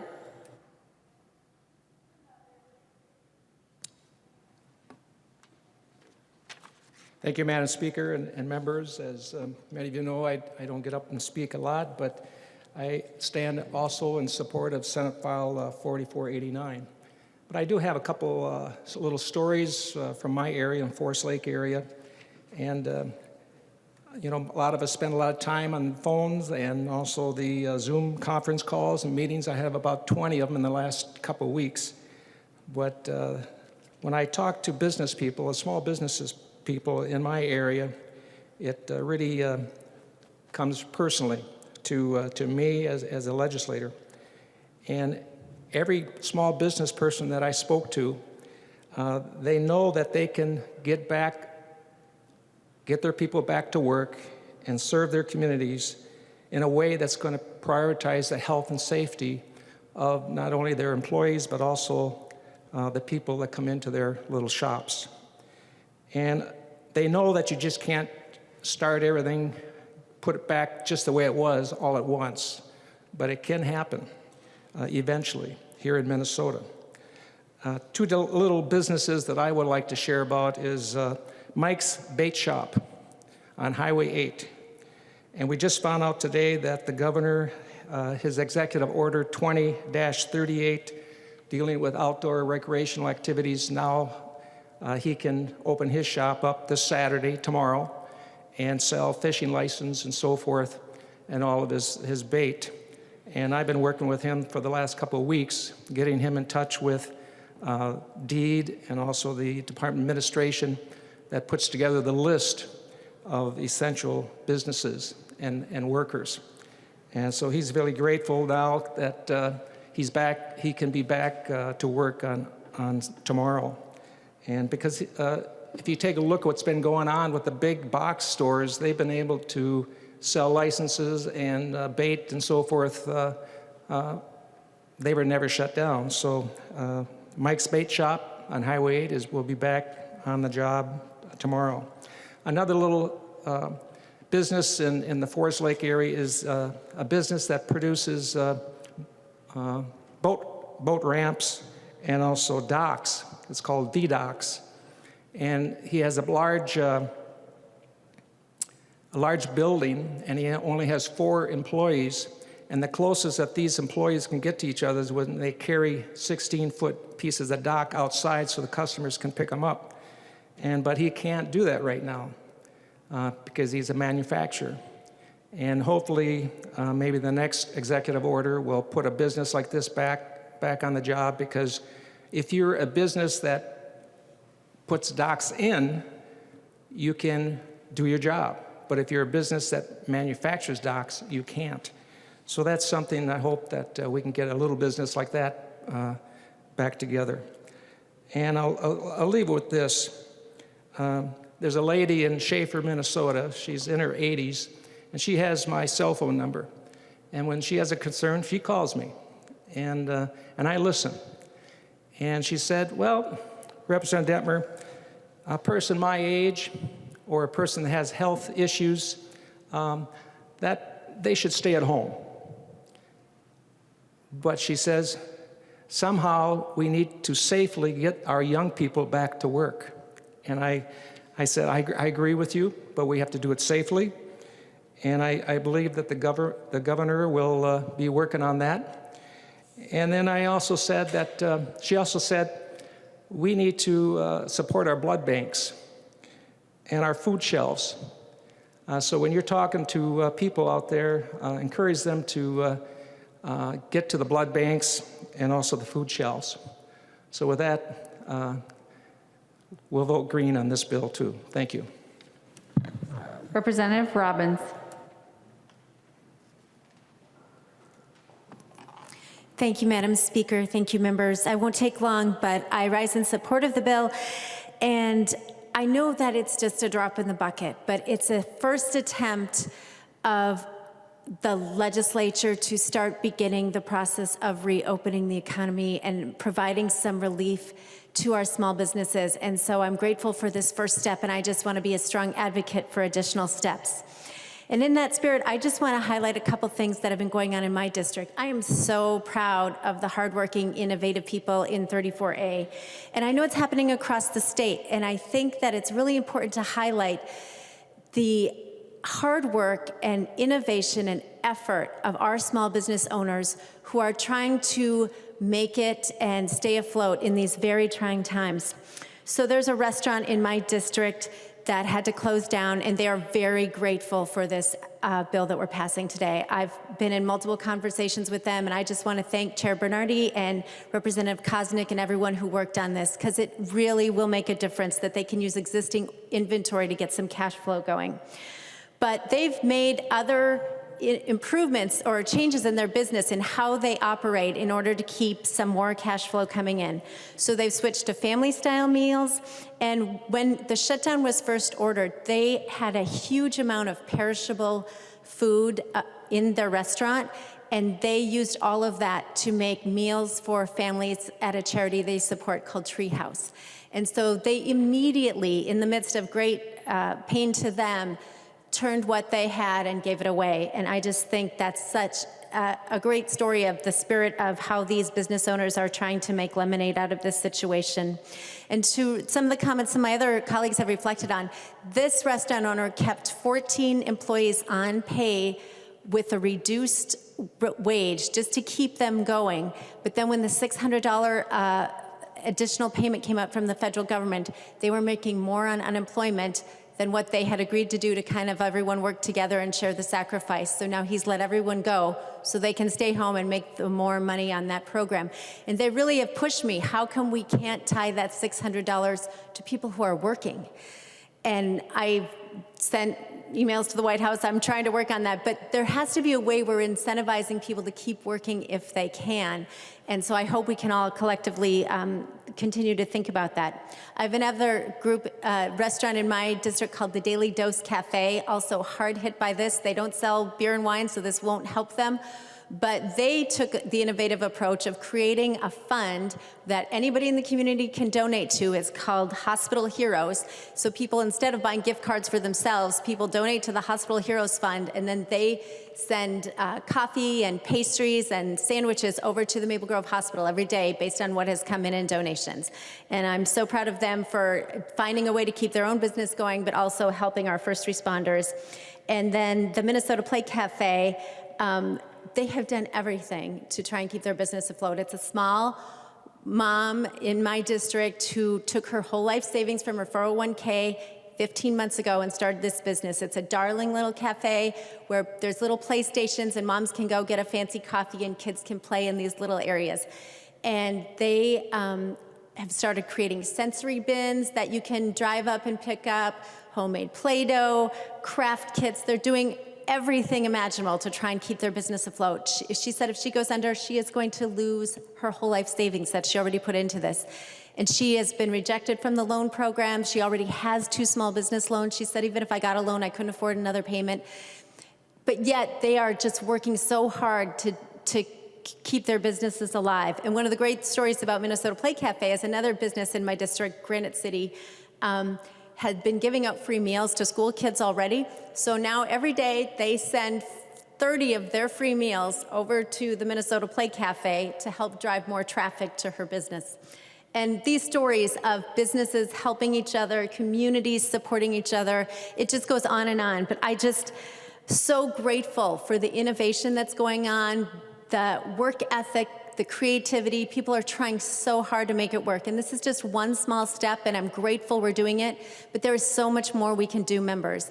And I am just asking you to continue. As they are working so hard and thinking creatively, we need to be doing the same. And so I will be working on a bill that will allow members to hopefully join with me in finding other creative ways people can still open their businesses, but do it safely and follow CDC guidelines.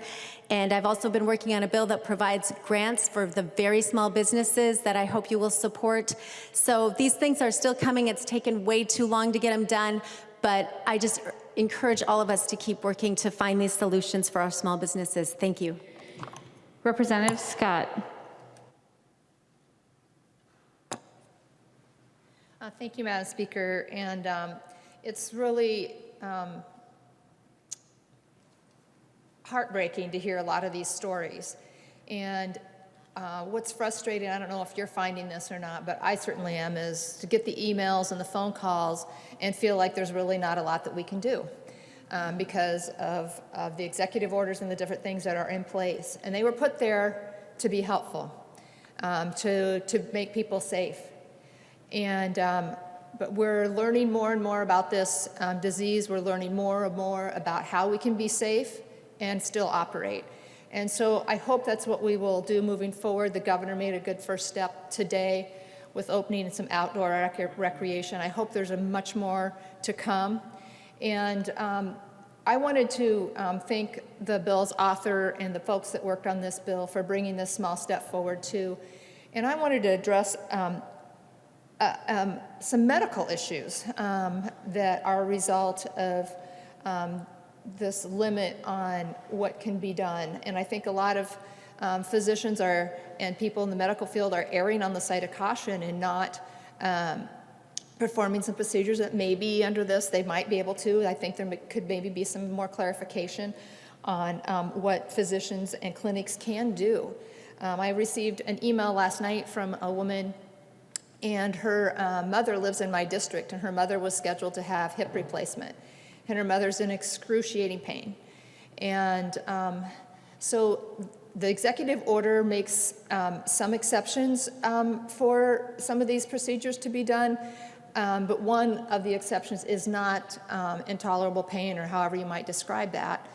And so that's one issue where, again, my hands feel like they're tied as far as trying to help this woman that's in pain. One other one that I received notification about was Botox treatments, injections for kids with cerebral palsy. They get tight and they have extreme pain, and their activities of daily living are really restricted without these Botox injections. And so that is a concern. Another example was a plastic surgeon that does surgery on women with breast cancer. And right now they can't operate on these women that have breast cancer to have it removed. And I hope that eventually here we can get to the place where we can slowly start doing these procedures again based on PPE and safety, of course. But our hospitals and our healthcare facilities are really suffering. They're laying off even our first-line workers, our doctors and our nurses. So I'm hoping that the governor will look for ways that we can open up and do some more of these procedures in a safe way that are going to be helpful to the people that are most affected negatively by not being able to do something as like a Botox injection that I think could be done with a surgical mask, not an N95. So thank you again for all the stories. We are all in this together, and we urge the governor to take a scalpel approach to opening our economy back up in all sectors. So thank you, Madam Speaker. Member from Stearns, Representative O'Driscoll. Thank you, Madam Speaker and members. Before I start, I want to be perfectly clear about something. This legislature, the executive leadership in the state of Minnesota, and by all counts, the people of the state of Minnesota, did not go looking for COVID-19. COVID-19 found Minnesota, found the United States, and found many countries across the world. We have to deal with this. And what the state of Minnesota did, through the leadership of Governor Walz, was go to the University of Minnesota and ask the university to put together some scenarios. 6 different scenarios, and the legislature got a chance to look at those earlier this week. And the scenario that we're operating under right now in the state of Minnesota, shelter in place, all non-essential businesses shuttered. Essential businesses can operate. We needed a certain number of ICU beds in order to handle the anticipated number of illnesses and potential deaths as a result of this. That scenario showed 22,000 deaths. Right next to that scenario, scenario number 3 said an alternative would be to shelter in place those who have vulnerable or pre-existing conditions. Let the rest of Minnesota continue to do what they're doing, but observe social distancing and good practices like we're doing in those essential businesses. We coincidentally need the same number of ICU beds under that scenario. And the 22,000 anticipated deaths under scenario 4 are the same 22,000 deaths that are anticipated in the state of Minnesota under scenario 3. As I've had an opportunity this week to visit with people and to talk with folks in my district, I'm reminded that the people who own those Main Street businesses are families. And they are the first people in town to help out another family when they are in crisis. Whether their house burned down, whether there was a loss of a job, if it was an event that was happening at school, if it was a sponsorship of summer recreation activities, the list goes on and on of what those Main Street businesses do, not only in my community, but in everyone across the state's community. And they are looking to us right now as leaders in the state of Minnesota to help them move from being shuttered to being able to move and to open up. Without saying scenario number 3, Representative O'Driscoll, they're telling me, why can't we continue to do business like the essential businesses are? When I go into the Walgreens store in my community, I'm asked to stand on a blue dot 6 feet away from the next person in front of me. I'm smart enough to know that I'm not going to be any more or less likely to contract COVID-19 by standing on a blue dot in Walgreens versus standing on a blue dot or a red dot or a yellow dot or whatever color dot that Mackenzie's Boutique right across the street from the Walgreens, who shuttered as a result of this, could have. By supporting up-and-coming style people who would create jewelry, unique clothing, entrepreneurs in our district working with other entrepreneurs. It's time to move from scenario 4 to scenario 3 in the state of Minnesota. Some folks today have shared the issues that they've had with unemployment insurance. Earlier this week, I had the owner of a business that sells, services, auto and auto-related activities say, we were told we needed to shutter. We're now back able to do business. And we call our employees. They say, you know what? I'm making more on unemployment. Call me in 4 months when my unemployment is out, and I'm happy to come back. Can you just hold my job for that? We don't even know if they can hold the job, let alone hold the business because of where we're at. For the folks in that industry, it's time to move from scenario 4 to scenario 3. Let people be able to start getting into business, doing things in a responsible way. This morning, as I was making my way into the chamber, I was checking in with my LA, Doreen, and she said, Representative O'Driscoll, there was a kind of a heart-wrenching call that was left on your voicemail this morning. I just want to share it with you. If you get a chance today to talk about it on the House floor, you might want to mention it. The woman's name is Betty. And Betty was having some issues, and so she went to her doctor and she got a referral to a cardiologist. And the cardiologist began to do an evaluation. The cardiologist said, Betty, we think you've got some issues going here, but right now we can't not make a referral to do testing because we are considered optional, non-essential. And Betty said, but you just told me that I might have a heart-related activity that the medical clinic is telling me that they are not allowed to be able to test. I said, yeah, you can do it in 4 or 5 months. Betty's message to me was, this weighs on my head every day and on my mind. Even though it's considered optional, can be delayed, I have to live with that every day, not knowing what's going on in my chest. Folks, for people like Betty, for other businesses in the state of Minnesota, it's time to move from scenario number 4 to scenario number 3. Minnesotans have proven that they know how to do social distancing. Again, standing on a blue dot, a red dot, a yellow dot in various businesses doesn't make you more or less likely to contract COVID-19.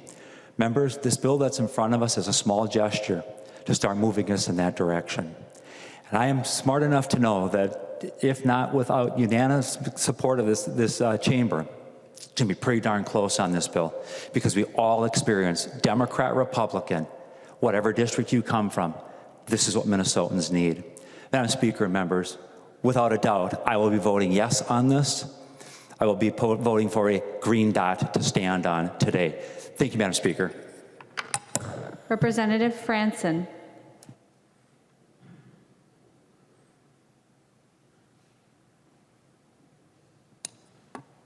Thank you, Madam Speaker. Civil liberties do not end when fear begins. And for many, and across the state of Minnesota, that is what is happening. Civil liberties. Earning a living is a human right.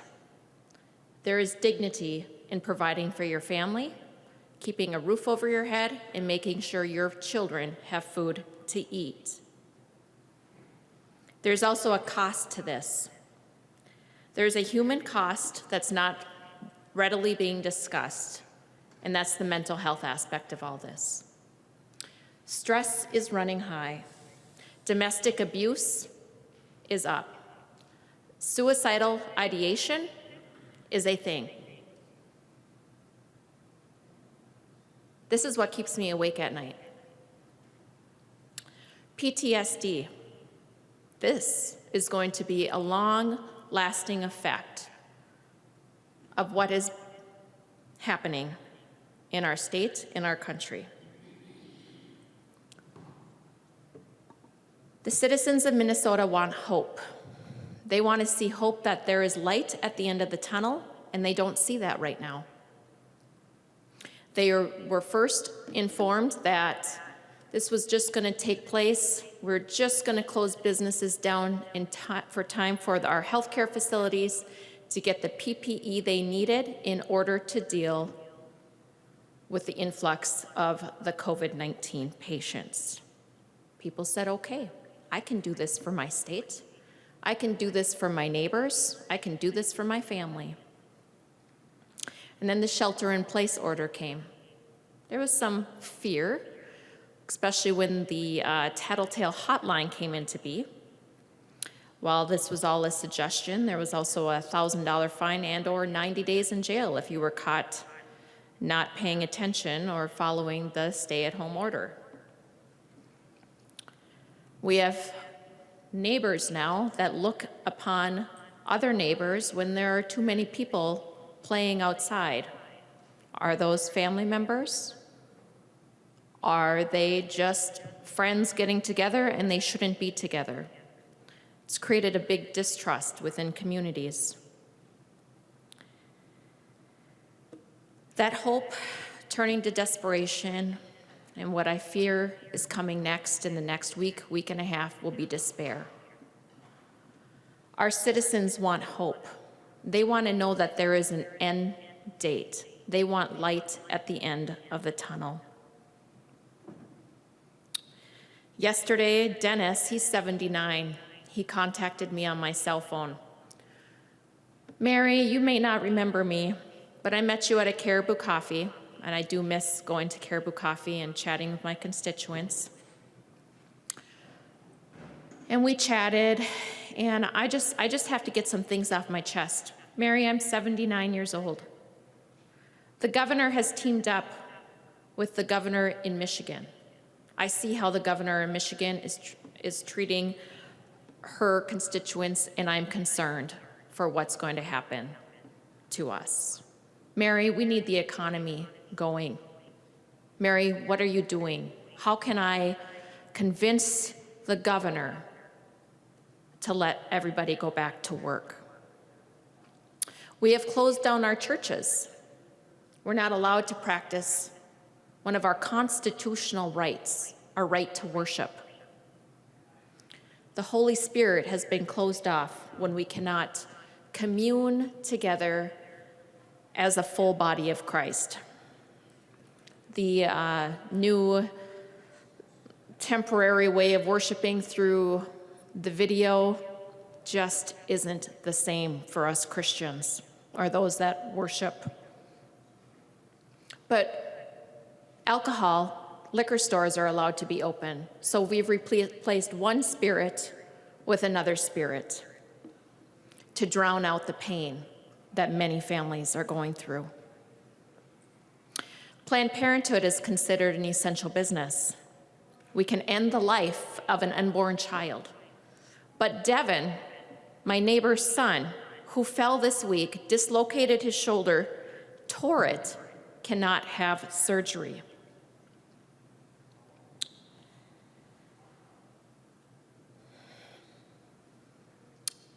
On Monday, I received a message from another lady, her name is Amber, wanting to know how I was going to vote on the resolutions. And I told her I was going to vote in favor. She left me a voicemail, crying, thanking me for that support, or for supporting that resolution, because she too feels that there is no end in sight. And she's a massage therapist. Her and her husband, they are running out of the resources they have to make sure that their family has food on the table. The unemployment system for the self-employed hasn't been put into place yet. The majority of the people that are contacting me, the independent contractors that would qualify under this program, are women. They have been negatively affected. My friend Nadine wants to get back as well, being a massage therapist. I've got hairstylists wondering when they too will be considered essential.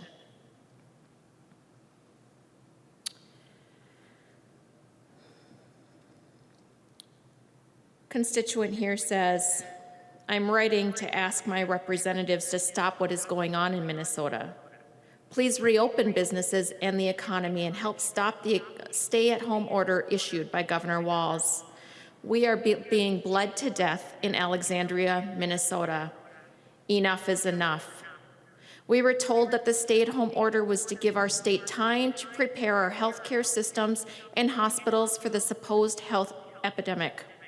Now, 2 weeks later, all the models and projections Governor Walz shared with us have been inaccurate, and the data no longer supports this extending stay-at-home orders. Hospitals are empty, and even healthcare workers are laid off. If that is happening, then that tells me our state is as ready as we are able to be. Governor Walz always said the stay-at-home order would not stop the spread of the virus. Then why do we continue to have these stay-at-home orders if our state is medically prepared to deal with any spread of the virus? The cure is becoming worse than the disease. The long-term systematic effects of this, unemployment, poverty, alcoholism, drug abuse, domestic violence, etc., and of course the long-term effects in our own economy are going to be far outweigh any potential impacts of the virus itself. To date, there is nothing to suggest the impacts in rural Minnesota are even noteworthy. I understand the original due diligence to allow hospitals to prepare and flatten the curve, but that time has come and gone. It is time to move on with life. Another individual, the shelter in place is hurting many of the small business owners in rural America, the area you represent. I'd like to see you advocate for these hardworking Americans to get back to work and back to making an income and a life. The economic impact from being forced out of work unconstitutionally will be irreparable. Many of these small business owners are barely getting by as it is. I would advocate, instead of bailout monies being supplied, financial literacy classes and budgeting classes be offered. Many of our fellow Americans are lacking these skills today, and the pandemic is showing us how clearly these skills are needed, not only in our workforce, but in our own personal lives. And then there's a message from Representative O'Neill's district. Jessica from Buffalo writes, prior to the shutdown, we were sanitizing before and after every client, limiting the number of people in the salon, wearing gloves and washing our hands more than ever. I have a state-of-the-art ventilation system that was pulling fresh air in and pushing old air out. We will be adding masks and even more precautions once allowed to reopen. Please don't forget about my small business salon and let us open. And then right after the first, the business is closing, a lady that's a house cleaner reached out to me. She's in Representative Backer's district. And she wanted to know about the unemployment. And I didn't have any information or to any of those self-employed people that was useful. Instead, I had to give them sad news that they did not qualify for any assistance. Last week, I saw her while grocery shopping. And she said, "Mary, I reached out to you and you answered my email. I want you to know how much of a blessing you are to us." My friends, I walked into that grocery store in tears because I did not feel like I was a blessing to her or to any of my constituents as they are struggling with the stress, feeling despair, lack of hope. And all I'm able to do is direct them to the unemployment line and ask them to plead with our governor. Members, every single person in Minnesota is essential. We need each and every one of us contributing to our economy, to our society, so that Minnesota can continue to be strong. Thank you. Representative Demuth. Thank you, Madam Speaker. Thank you for the opportunity. It is a privilege to represent District 13A in the Cold Spring, Central Minnesota area. It is wonderful. I consider them some of the most resilient people, just like we're all seeing from our district. I do stand in support of Senate File 4489. I think this is another first step in the way to get businesses open and do what these businesses so need. I'm grateful for the businesses that have been opened, greenhouses, landscapers that we've seen in the last week. Those are helpful. But I have a list of other businesses that are not open or have been severely limited. The photographers, continued restaurants, the retail stores, the pet groomers, the house cleaners, and especially my resorts in my area too. They've really been struggling. They don't qualify for the deed assistance. The coffee shops. They have let me know that they are fully prepared to safely practice a social distancing and CDC guidelines. They just need to be given that chance. They've looked at the information that's been given and how can they best do that to keep both themselves as business owners. Because when you're a business owner, that is becoming part of who you are, not just what you do. But they want to keep themselves, their employees safe, and their guests or their customers. But I want to leave with one great story. I always like to try to end on a better note. But I've got a business in my district in Paynesville, Staying Precision. And they make the mouth guards for the sports teams that are all over the state. I have 4 hockey players. My kids all played hockey. We went through a ton of mouth guards. Staying Precision right now had to shut down because mouth guards aren't needed when there's no sports. But they stepped up to the plate and assisted a business, Lakeview, in Representative Nash's district, who are making those PPE, those face shields. Staying Precision said, you know what, if you need help assembling those, we will partner with you and we want to help with that. Within 23 hours of finding out the need, they stepped in, they got 20 of their employees back, plus additional temporary employees, and they started making those face shields. They're on task right now to make over 150,000 of those face shields, assemble them this week. That is what Minnesota businesses are trying to do. They want to step up, they want to be part of the solution. But a number of those businesses that are still closed, they definitely need that chance to reopen so they can continue in the economy and what they need to do. Thank you, Madam Speaker. Representative Lucero, for the purpose of giving a statement from Representative Hertas. Thank you, Madam Speaker. Representative Hertas sent me a letter, an email that was forwarded to him from one of his constituents. And for those who may not be aware, who are watching on television, there are only a handful of members in the chamber at the moment, and so there are those that are on the phone that are not in a position to be able to share some of the experiences that their constituents are having to endure. So I appreciate, Madam Speaker, allowing me to read this email from Representative Hertas's constituent.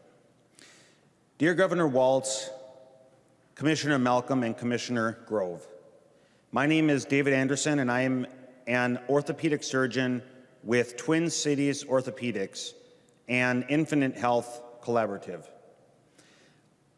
I am writing to you with an urgent request, which I hope for the sake of all Minnesotans you will strongly consider.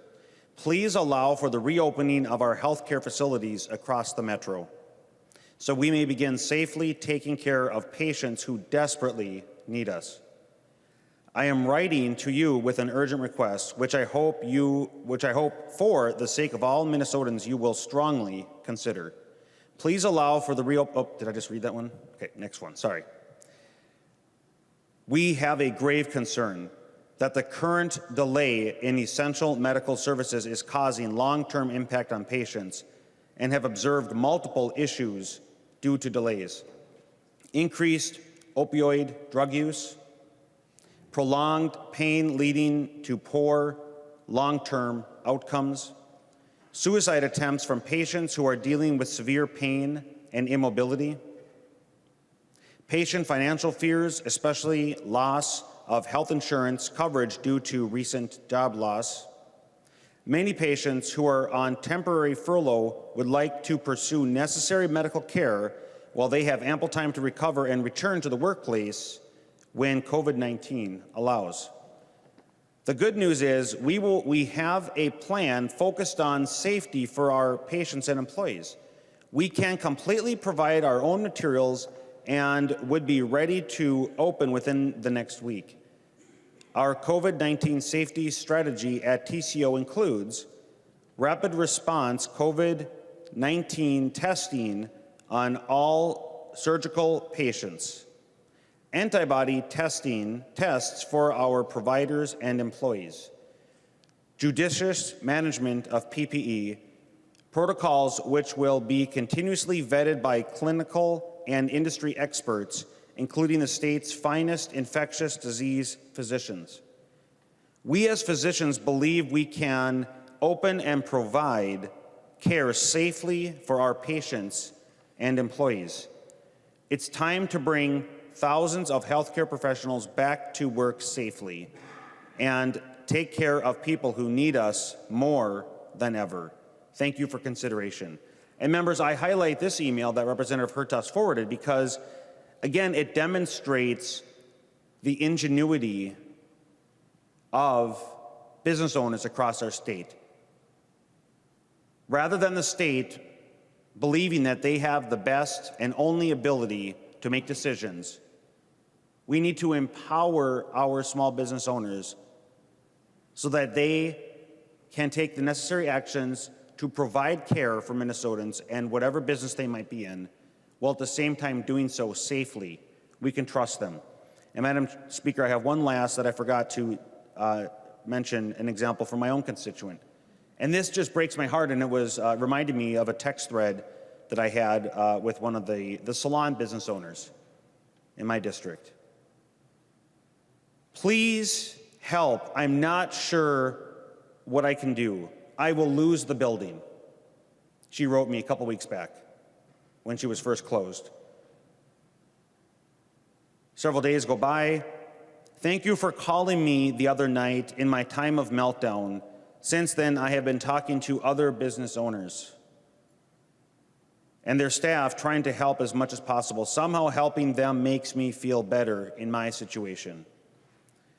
Several days go by as she's continuing to desperately get assistance in this time of crisis for her and her staff that depend upon her. And then I receive this text from her. I'm throwing in the towel. Do you know anyone who wants a building? Members, this is crushing to the heart. It's crushing to the spirit. And she is somebody she's a longtime member of my community and has been in business for a long time. Just crushing. Members, we can and should do better. Thank you, Madam Speaker. Representative Koznick. Thank you, Madam Speaker, and thank you, members. Obviously, there's a lot of stories to share, and people want to be heard.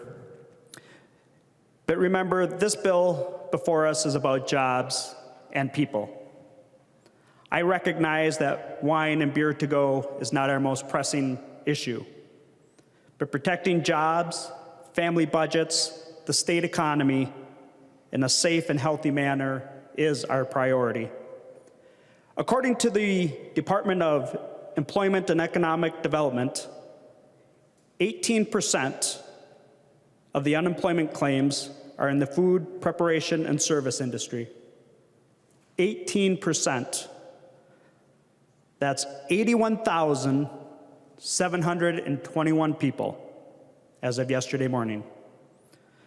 Currently, we have over 451,790 citizens who have applied for unemployment. That would fill US Bank Stadium 6.5 times. We have an economic urgency and need to pass this bill and others to provide relief for our restaurants and related businesses, for those who have poured their blood, their sweat, and as you've heard, even more tears into nourishing and serving us. These establishments are the meeting places in our communities that create and support our communities. Wine and beer to go is just the first step to reopen more and more of our jobs and economy. And I appreciated the discussion from the public yesterday with Chair Halverson and members of the Commerce Committee, and the recognition and willingness to bring forth more proposals. And most pointedly, I agree with Chair David's statement. We need to get more people back to work now. And not surprisingly, he would probably agree with me. He's right again. I don't know if it's just me or this issue, but Minnesotans are frustrated. They're angry and disappointed and even pissed off. I want to apologize to some and acknowledge that, yes, we need to open our state more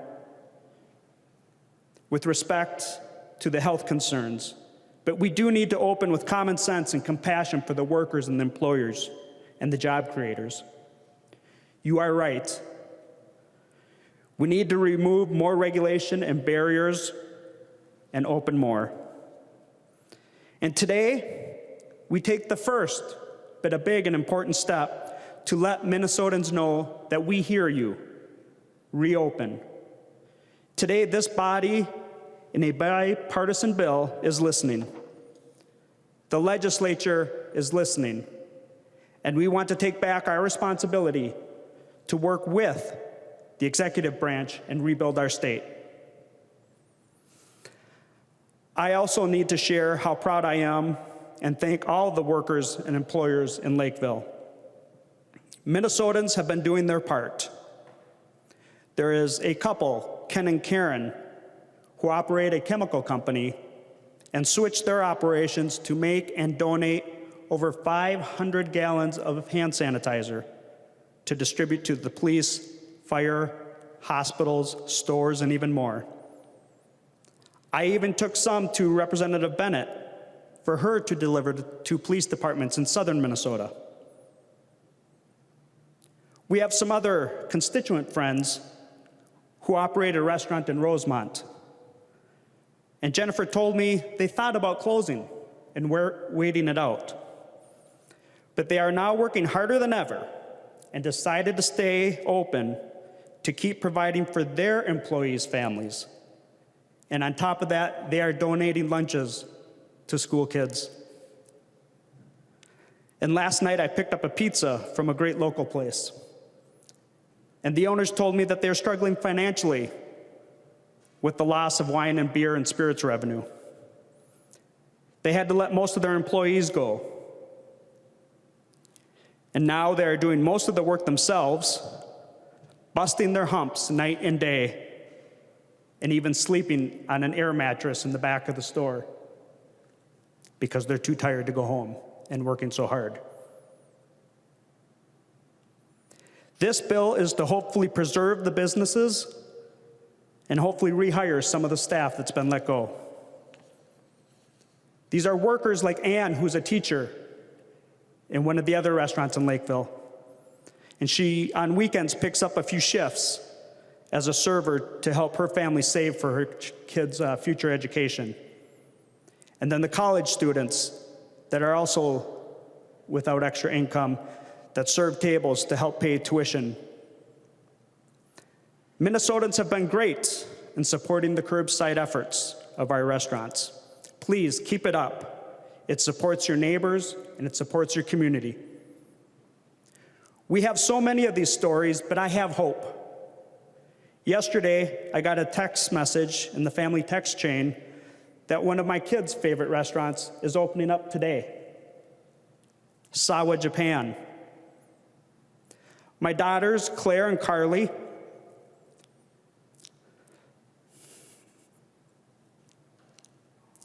like all our kids,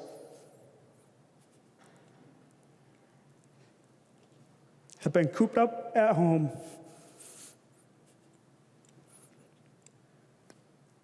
Away from their friends,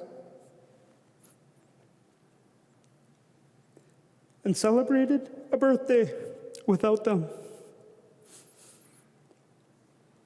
But they haven't complained too much.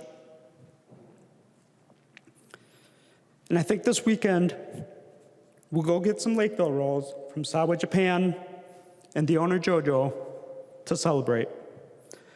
And members, I thank you for your support and your time today. I know we all had a lot to say, and I thank you, Madam Speaker, for your indulgence.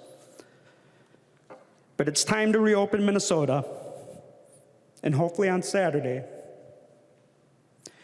you can get a bottle of wine and some beer with those Lakeville rolls from JoJo at Sawa Japan. Thank you, Madam Speaker. Thank you, members. The member from Dakota, the author of the bill, Representative Halverson. Thank you, Madam Speaker. We've had a long conversation here. Very little of it has been about the bill and the substance of the bill. It makes me think that it's a good idea and that it's well crafted. So, but I do have to say that the conversation today and the conversation that I heard on the floor earlier this week is extremely concerning, because today Minnesota saw its largest report of the death toll from COVID-19. Today we heard that there were 17 new deaths in the state of Minnesota. These are somebody's sister or brother, somebody's mother or father, somebody's grandparent, somebody's child. We are not staying at home, Minnesotans. Minnesotans aren't staying at home because of an executive order. Minnesotans are staying at home because of an insidious and deadly virus that is sweeping the nation and sweeping the world. It's a new virus. It's novel coronavirus. That's new. Back in December, nobody knew that this was a thing. Nobody knew the risk. By January, our country was starting to see that we were going to be at risk for a worldwide global pandemic. And we had to start having some really hard conversations about what that meant to protect the people of our country and the people of our state. And it meant that everybody got together, and Minnesotans, I think we have a lot to be proud of because we overachieve at everything, even staying home. Our rates of staying home, our ability to try to flatten this curve are showing tremendous progress and promise. But because today we saw the largest reported death count, because today we went over 2,000 deaths in the state of Minnesota, our fight isn't over. And Minnesotans know this. Minnesotans are staying home, and prior to the stay-at-home order, restaurants and bars in Minnesota saw a 73% decrease in business prior to the stay-at-home order, because Minnesotans were staying at home to protect themselves and protect their loved ones. Minnesotans were staying at home to protect those who are on the front lines. I don't know about you, but my family has reduced the number of times we go to the grocery store tremendously. One person goes in a mask to protect those frontline workers who show up to serve their customers, show up for their employer, and show up because they need their paychecks. Minnesotans' lives are certainly on the line, and Minnesotans' economic lives are on the line. And the beauty is, a lot of folks have stepped up to help one another. I've heard a lot today about how proud we are of the people of our state, and you couldn't be more right. And the people of our state are being very deliberate about making sure they're finding ways to patronize local businesses. There are lists of restaurants out there that sprung up that are doing takeout orders, and people are being very deliberate about patronizing their local restaurants. Last night I was at a local restaurant to pick up some food for my family, and the worker at that restaurant was coming in and out with the takeout orders without working so hard, and her mom was there to pick her up. She was clearly a young gal, and her mom was there to pick her up, and she said to her mom, "It'll be a while, Mom. I've got to work late," because she was working so hard and there were so many people ordering from that restaurant. And she did it with a smile on her face and such great customer service. Her boss can be very proud of hiring her. And yet, when she is doing her job, she's being crowded by others who aren't masked, saying, "Where's mine? Where's mine? Where's mine?" And she's doing everything she can to move away from them. And so we need to make sure that we continue to respect each other's 6 feet boundaries, and we still need to be adhering to those guidelines. We need to be adhering to those guidelines here in the chamber, and that's why our speaker sends out regular reminders of how we need to social distance here. This is why, as one of our members said, lots of our folks are participating on the phone right now because we're protecting one another. And most importantly, we're protecting the staff that show up here to make sure that the work of the people is done and it's visible and that it's recorded as it's supposed to be. If they're here, if we're here, they're here. And they're here before us and they're here after us. So Minnesotans, we know how hardworking they are. And Minnesotans have a great desire to help one another, to protect the health and safety of one another, to support their healthcare workers. Another great initiative that I've been participating in my community has been the Feed a Nurse initiative, where there's a nonprofit that's raising money and going around and supporting local restaurants by buying up vast quantities of meals and delivering them to our healthcare workers who are on the front lines, with inadequate PPE. This fight isn't over. I saw an article of a Minnesota hospital that is trying to figure out ways to re-sterilize their masks and clean their masks because healthcare workers don't get to change masks from patient to patient to patient. They have to reuse them because there's not enough. They can't gown and glove every time they need to because there's not enough. They're using inadequate mask coverings. They don't all have the respirator masks. And guess what they're doing? They're doing it anyway. They're reusing those masks, they're using inadequate protection, and they're taking care of patients in our emergency rooms, in our urgent cares, because that is their calling. And I'm very, very grateful that they are doing this work, and I've talked to a number of them who have talked about their own fears for their families. Talk to healthcare providers who have made themselves a home in a garage or an RV or somewhere else, so they are not coming in contact with their family and children. They don't get to hug their kids at the end of the day when they come home from work because they're afraid they're carrying the disease. And we know a little bit about this disease. We don't know everything about this disease. And the brightest minds and the brightest scientists are continuing to figure it out and continuing to give us new information. But we know that almost 20% of people don't show any symptoms, and they walk around shedding the virus and putting other people at risk. So the fight isn't over, and I don't want us to say the fight is over. I don't want Minnesotans to get a message that somehow they don't need to protect one another. They don't need to protect themselves. They don't need to protect their kids. They don't need to protect their aging parents. And the other thing I will absolutely say is I have heard, not today, but I heard previously, that, yeah, some people are dying. But they're the people with pre-existing conditions. But they're people with obesity. But they are not expendable. They are people's loved ones. They are people's loved ones who are being snatched from them. A woman in Minnesota actually dropped her husband off at an emergency department, couldn't go in with him. He was having shortness of breath and COVID symptoms. He went in, he was admitted to the hospital, and he died. He died alone. She didn't know she was saying goodbye forever to her spouse. And these are the best of circumstances because Minnesotans are doing everything they can right now to protect one another. The thought that we are somehow not going to stay committed to each other as we face a disease like none we've seen in our lifetimes. As people that we know have to say goodbye to their loved ones without getting to hold their hands or give them a hug.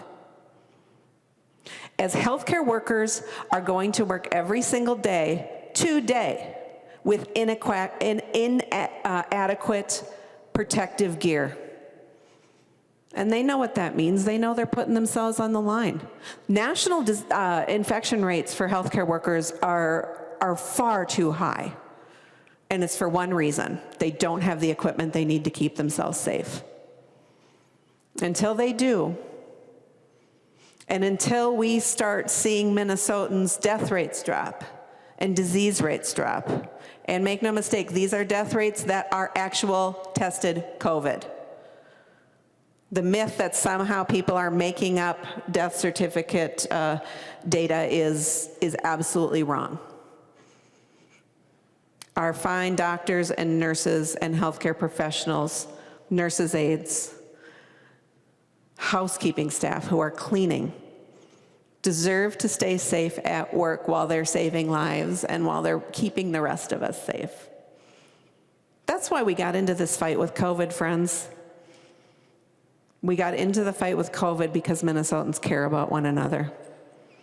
And Minnesotans care about the businesses that are in our districts as well. And the love for our small businesses that I'm seeing, and the love from our small businesses that I'm seeing. How lucky are we? How lucky are we that we have the kind of dedication, ingenuity, and integrity that our small businesses are demonstrating by serving customers, trying to keep their customers safe, by sharing what they have with others. We're very lucky in Minnesota. And we're very lucky that we have a state that is strong and will continue to fight this dreaded disease. And we will do it logically, thoughtfully, with information, and we will do it together. And sometimes that means we're going to come together and make some changes along the way. And this bill is one of those changes. And I'm very happy to be able to have had wonderful bipartisan support to give a little bit of relief to a very important segment of our economy. Thank you, Minnesota. Thank you to our restaurants and bars that are continuing to feed us and care for us. And thank you for the leadership to make sure that we do everything we can to fight COVID and come out as a strong, healthy, economically viable state. Thank you, Madam Speaker.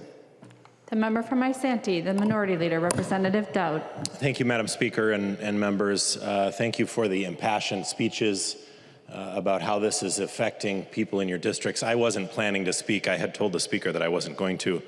But after that, I just couldn't let that be the last word. I didn't hear a single member in my caucus say that we didn't need to protect people. I think everybody understands the severity of this virus and what could happen if we go right back to shaking hands and hugging and all the things we do in our normal lives. I think Minnesotans have learned very well how to respect that 6-foot distance. And as many of the members who spoke said, they can't figure out why at Walmart we can stay 6 feet away, but at Bob's hardware store, we can't. It's a bad example. I think hardware stores are open, but a store that sells all of the same things that Walmart sells, that are closed all across the state. And what I hear people saying is, we think we can keep people safe, and we think we can do it while restarting our economy safely. And there are a lot of people hurting around the state because of our economy right now. I have seen a few people post on Facebook, has anyone met anybody or does anybody know anybody who has COVID-19? And I don't think I've seen anybody yet say, yes, I do know somebody. I met my first one today, on my way in here, in this building. I think we know that there's been a few people who work around the Capitol, and one of those people is someone who helps keep us safe here at the Capitol. And I didn't know, but I will never pass somebody in a uniform at this Capitol or somebody who works to keep us safe at this Capitol without saying hello or thanking them for what they do, because I so appreciate what they do for us here. And so I was moving past this person and I stopped and said, hey, how are you? I haven't seen you for a while. It's kind of weird to not be around here and not see you. And he said, well, I'm doing a lot better. And I said, were you the one? And he said, yes. So I talked to him for probably 10 minutes and asked every little detail. I wanted to know how it was and what happened and what his experience was and when he got tested and how that went and how his recovery was and what his symptoms were and how that impacted him. And his wife got it as well. He told me he spent 5 or 6 days in bed at home. Told me about the symptoms, he had some slight respiratory, maybe not as bad as others, and we know that this can be very serious. I'm not trying to minimize this in any way. And his wife got symptoms. She did not have the respiratory, but talked about headaches for both of them, losing the sense of smell and the sense of taste, spending, as I said, about 6 days in bed, and then slowly recovered. And then once he had 72 hours without symptoms, he was allowed to return back to work. But it was kind of interesting to me. I think there is a fear of this virus, and I think that fear is justified. This has a much higher mortality rate than the flu. I remember early on, many people were saying, this is just the flu. I think we all know it's not just the flu. I don't know the statistics, somewhere between probably 30 and 100 times more lethal than the flu. And so we do need to be careful, and we are. Look at us in the chamber. The speaker made a comment to me earlier that I think, and I agree with her, I think we're doing the best we have yet at social distancing here in the chamber today. Because we, just like Minnesotans all across the state, are learning how to do this. It's funny, when I went to Costco yesterday because I needed a few things, and even people in Costco. And Costco is a fairly crowded store sometimes. I think they're metering the number of people they allow into the store right now. That's the sense I got at the door. There wasn't too many in when I walked in, so I didn't have to wait or anything, but I could see people there, and I assumed that's what they were doing. But people in the store, if they sensed that you were going to walk that way and they were coming from this way, they would wait, or I would wait, and we would leave that 6-foot distance. Minnesotans accept that right now, that's the temporary normal that we're going to have for a little while until this thing is defeated. But it doesn't mean that we can't continue on with our lives and that we can't start to reopen the economy. Oh, and by the way, we're not suggesting to do anything that the governor hasn't suggested himself.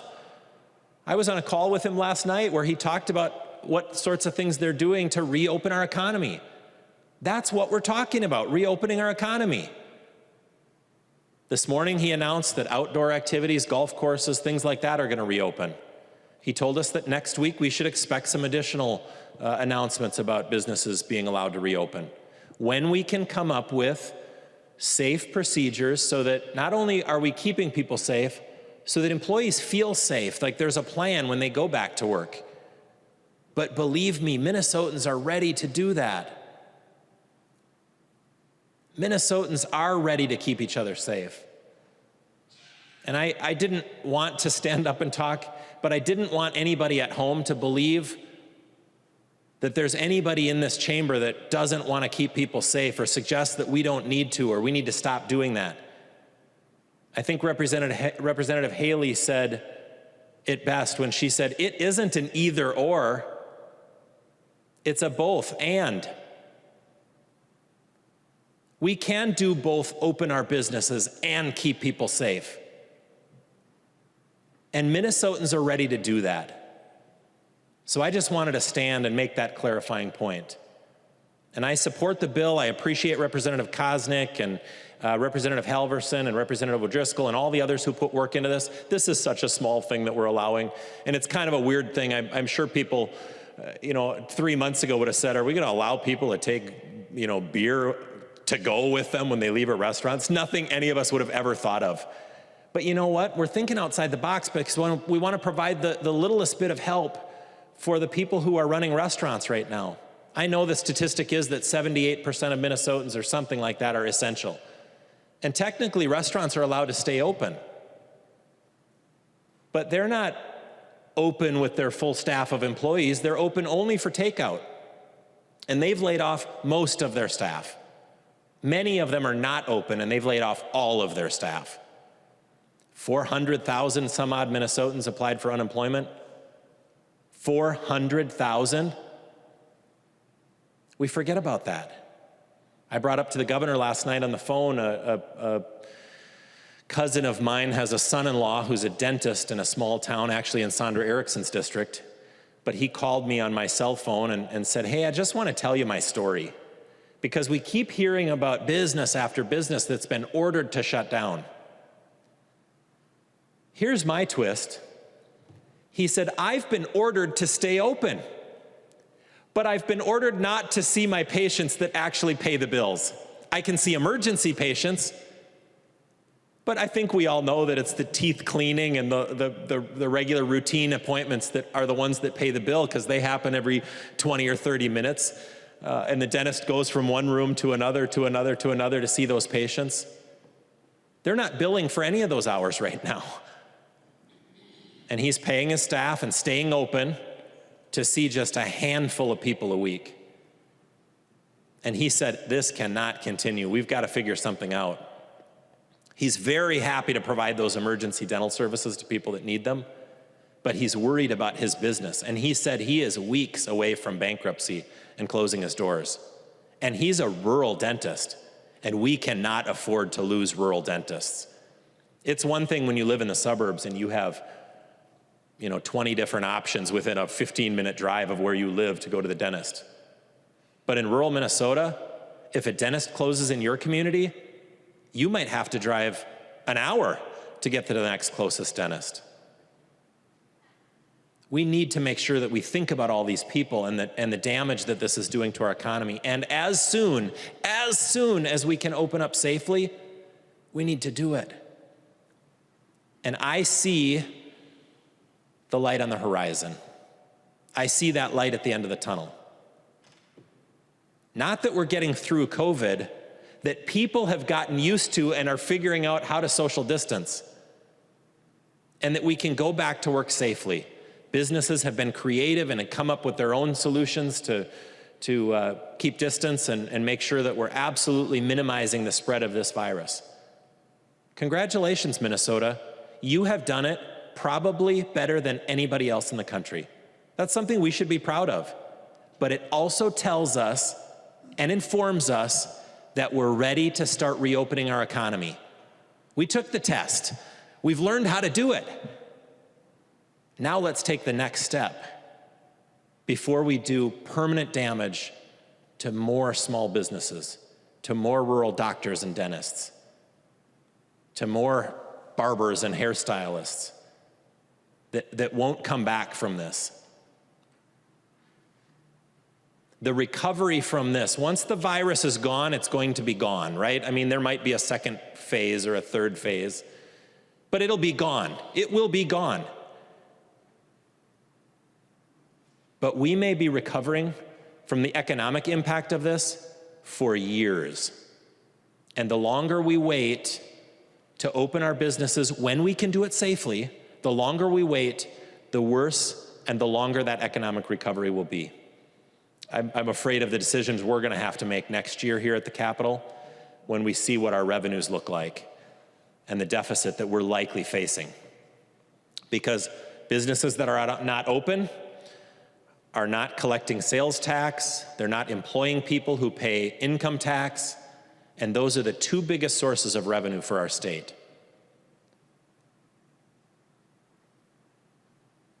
And we provide a lot of needed services for a lot of Minnesotans. And we're going to have to make some really tough decisions. So just think about the people next year who will be hurt if we extend this shutdown and extend these business closings longer. Because the longer we go on and prevent people from safely running their businesses, the less people we're going to be able to help next year with the services that we provide. I think Minnesotans are ready. So let's let them open their businesses safely. Thank you. The member from Hennepin, the Majority Leader, Representative Winkler. Thank you, Madam Speaker. Thank you, members who are here. And I do appreciate much of the balanced rhetoric that we heard today on this bill. Obviously, we're just debating a much broader issue than liquor to go, and this is a forum for open debate, and I appreciate the way that we conducted it today for the most part. I do think the emphasis on safety and considering how we can operate more safely and eliminate some of the arbitrary differences between how different businesses operate is an entirely useful way for us to spend our time. Our members have been doing the same thing. They've been working directly with businesses in their districts. The letter Representative Lucero read from Representative Hertas was actually developed by Representative Edelson and Edina with Twin Cities Orthopedics, and they're meeting with the governor at 3 o'clock today to talk about that very issue. Members from all parts of the state, all walks of life, are advocating on behalf of the people in their district and looking at the effect of this issue. Representative Tabke has been working with Bill's Toggery in downtown Shakopee, who doesn't understand why they can't sell shirts like Walmart can sell shirts. And Representative Eklund is wondering why people can't stay at a resort if they drive up to Rainy Lake to go fishing. These are very important issues, and we are all working on them. And I think it's encouraging in a week where we saw a lot of misinformation being thrown around a little bit earlier this week, that we're returning on Friday to a point in time where we recognize that we have to balance the health and safety of the people of the state with our economic activity. There is a balance at some point. But I think it is important to remember that this is far from the beginning of the end. And I guess this is a Churchill quote. He said, this is not the end, this isn't the beginning of the end, but this might be the end of the beginning. We are only on the front end of the financial hardship that this germ is going to cause, this virus is going to cause. And the consumers who drive the economy in the state, consumers are 2/3 of the economy of the country. they are still worried about this. 2/3 of Americans are more concerned about opening too early than they are about waiting too long to open up. Restaurant revenues were way down before the stay-at-home order because people were afraid and were following good public health guidelines. That's going to continue to be an issue. So I don't want us to mislead the public or to mislead the business community or our local communities that reopening is somehow going to change all of this. Reopening is not going to be nearly enough. Opening safely, both and, is not nearly enough. I've spent quite a bit of time in the last couple of weeks talking to various groups about how this crisis is affecting the work that they do. I talked with doctors yesterday who said that the time that they've had to prepare and gather PPE and get ICU beds ready has been valuable, but now they're essentially waiting in hospitals that are at limited capacity because patients aren't even coming in for the things they should be coming in for. They're concerned about showing up. I've talked to public employees, nonprofit leaders, community organizations in my district and around the metropolitan region, healthcare workers, peace and police officers, people in the arts, job training organizations, housing developers, and the message is the same at all of them, which is we are doing the best we can now, but this is something that we cannot sustain over the long run. And just opening the doors of businesses, small retail businesses, is not going to change that. This is a major economic disruption. One of the things that we could be doing is providing $100 million in housing assistance that helps both landlords and tenants, so that as people come out of this period of unemployment or reduced employment or reduced hours, they actually have a home to go home to afterwards. Keeping people in their homes, keeping the housing stock steady, keeping the housing market steady will allow us to recover more quickly, and it's a role for state government. The same is to provide emergency resources for people on MFIP, because those families are also hard hit by these circumstances. Keeping in mind that people who are middle and lower income will spend all the money that they get, the more things that we can do to keep those people consumers in the marketplace will help all of the businesses that you've described continue to operate. So we really need to think not just about how to go from where we are today, which is the scramble and action to get things closed down as quickly as possible is over. We're now looking at some of the arbitrary impacts of that and trying to correct them. That's good. We will need to continue to do that and operate safely as we've described, but the task in front of us remains enormous. And so I am heartened that we have shifted the rhetoric at the end of this week back to focus on both preserving the health and safety of Minnesotans, and that we are focused on doing so based on science, based on the people who do this public health work for a living every day, and not based on a whole bunch of people with a whole bunch of opinions based on data that they choose to support their opinion. And as balanced and positive as this conversation is today in the floor of the House, right now there are hundreds of people gathered outside the governor's residence wearing red hats and red t-shirts, not socially distancing, not covering with masks, and turning this into a political spectacle and saying we just need to reopen the economy. That is dangerous. That is reckless and dangerous. And so I hope that we can continue next week to do the work of the people in this House, that we will continue to represent all of Minnesotans in state government, that we will work across party lines, we will work with the administration, we will work with the Senate, and we will be responsible leaders who are doing the right thing for the state. We cannot allow the dangerous and reckless voices to overwhelm our discussion of what needs to happen for the people of Minnesota, and so I hope we have more days like today in the weeks ahead. I would ask for a yes vote on the bill. All right, the clerk will call the roll. For those who are on the phone, it'll take just a minute for us to get set up here in the chamber to receive your vote. When the clerk calls your name, please repeat your name and then state your vote.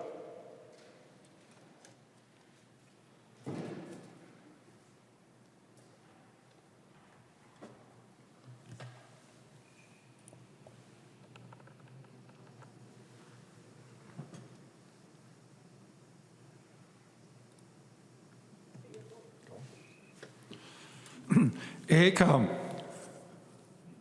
Acom, aye. Acom, aye. Albright.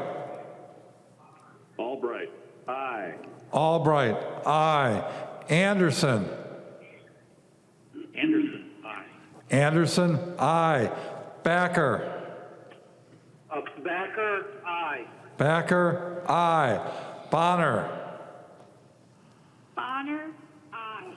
Bonner, aye. Barr. Aye. Barr, aye. Baker. Baker, aye. Baker, aye. Becker Finn. Becker Finn, aye. Becker Finn, aye. Bennett. Bennett, aye. Bennett, aye. Bernardi.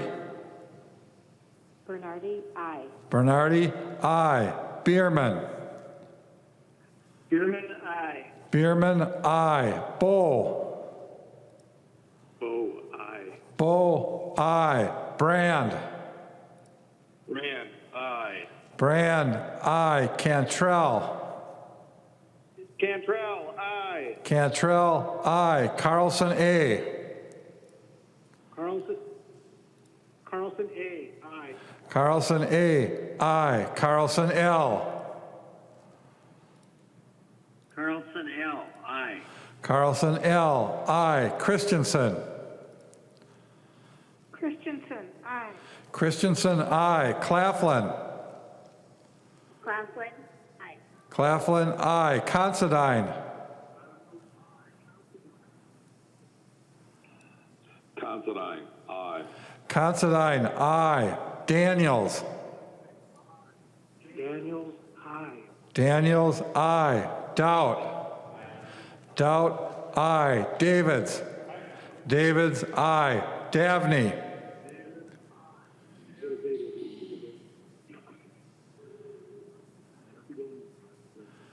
Davney. Daphne, aye.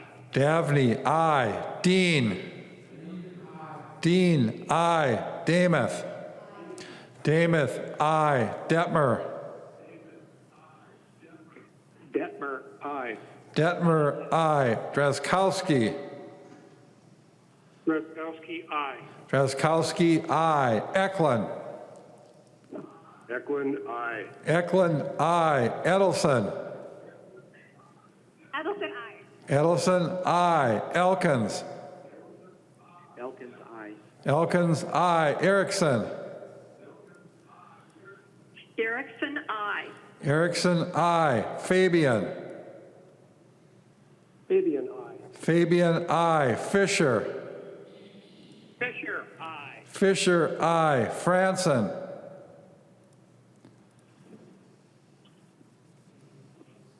Franson. Freiberg. Franson votes yes. Franson, aye. Freiberg. Freiberg, aye. Freiberg, aye. Garofalo. Garofalo, aye. Garofalo, aye. Gomez.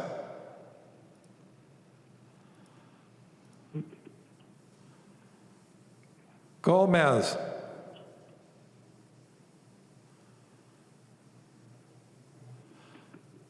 Green. Green, aye. Green, aye. Gruenhagen. Gruenhagen, aye. Gruenhagen, aye. Gunther. Gunther, aye. Gunther, aye. Haley. Haley, aye. Haley, aye. Halverson. Halverson, aye. Hamilton. Hamilton, aye. Hamilton, aye. Hanson. Hanson, aye. Hanson, aye. Hausman. Hausman, aye. Hausman, aye. Heinrich. Heinrich, aye. Heinrich, aye. Heinzman. Heinzman, aye. Heinzman, aye. Herr. Her, aye. Herr, aye. Hertas. Hertas votes aye. Hertas, aye. Hornstein. Hornstein, aye. Hornstein, aye. Howard. Howard, aye. Howard, aye. Hewitt. Hewitt, aye. Hewitt, aye. Johnson. Johnson, aye. Jordan. Jordan, aye. Jordan, aye. Jurgens. Jurgens, aye. Jurgens, aye. Keel. Keel, aye. Keel, aye. Cleavorn. Cleavorn, aye. Cleavorn, aye. Cagle. Cagle, aye. Cagle, aye. Katiza Watun. Katiza Watun, aye. Katiza Watun, aye. Kosnick. Kosnick, aye. Kresha. Kresha, aye. Kresha, aye. Kunish Podine. Kunish Podine, aye. Kunish Podine, aye. Lehman. Lehman, aye. Lehman, aye. Lee. Lee, aye. Lee, aye. Lesh. Lesh, aye. Lesh, aye. Liebling. Liebling, aye. Liebling, aye. Lean. Lean, aye. Lean, aye. Lilly. Lilly, aye. Lippert.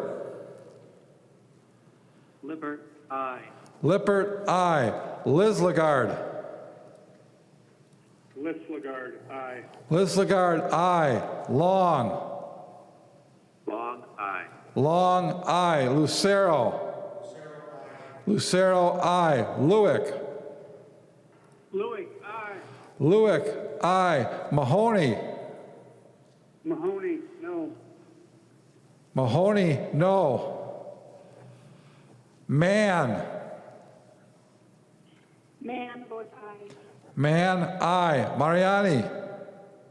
Mariani, aye. Mariani, aye. Markwart. Markwart, aye. Markwart, aye. Mason. Mason, aye. Mason, aye. McDonald. McDonald, aye. Meckland.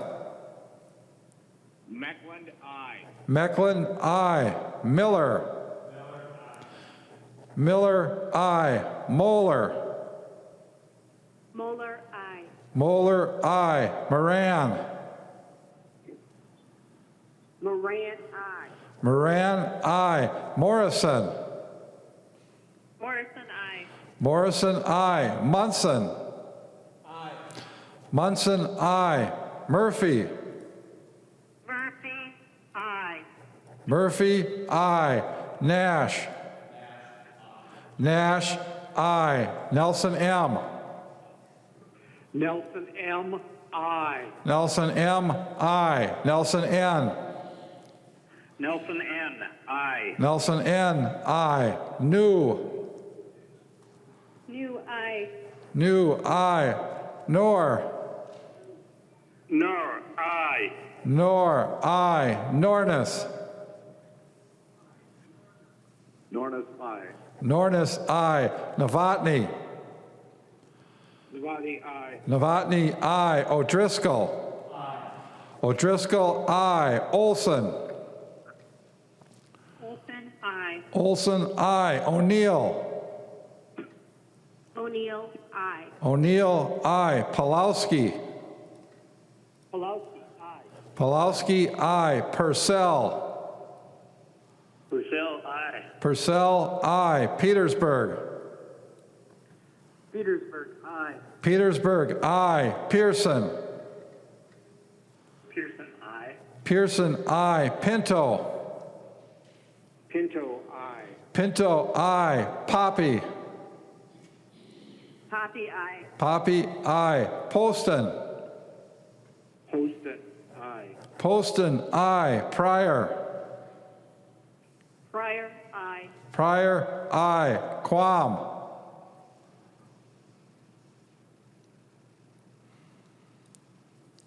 Quam. Quam, aye. Quam, aye. Richardson. Richardson, aye. Richardson, aye. Robbins. Robbins, aye. Runbeck. Runback, aye. Runbeck, aye. Sandell.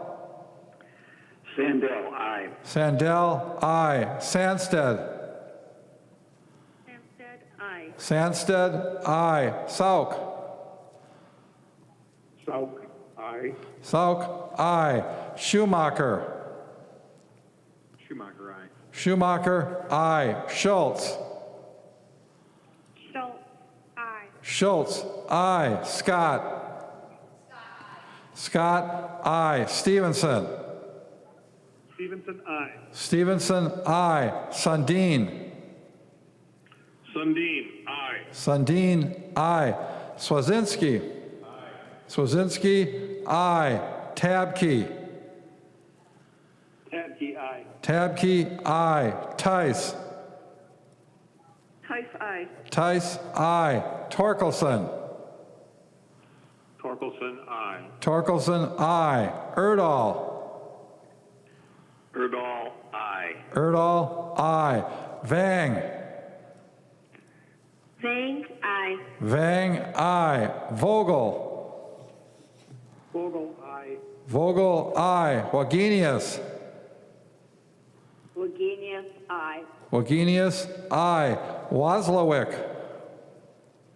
Wozlowick, aye. Wozlowick, aye. West. West, aye. West, aye. Winkler. Winkler, aye. Wolgamott. Wolgamott, aye. Wolgamott, aye. Zhang Jie.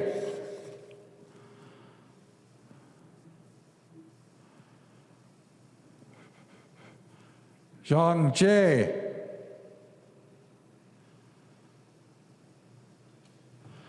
Zhang Ti. Young T, aye. Zhang Ti, aye. Joachim. Joachim, aye. Joachim, aye. Speaker Hortman. Aye. Speaker Hortman, aye.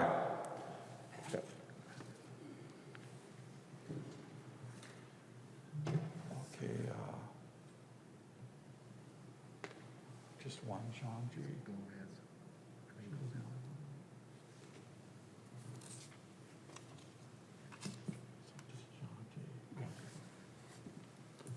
Ready?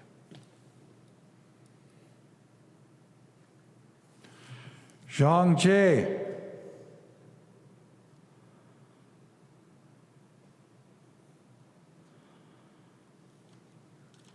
Zhang Jie.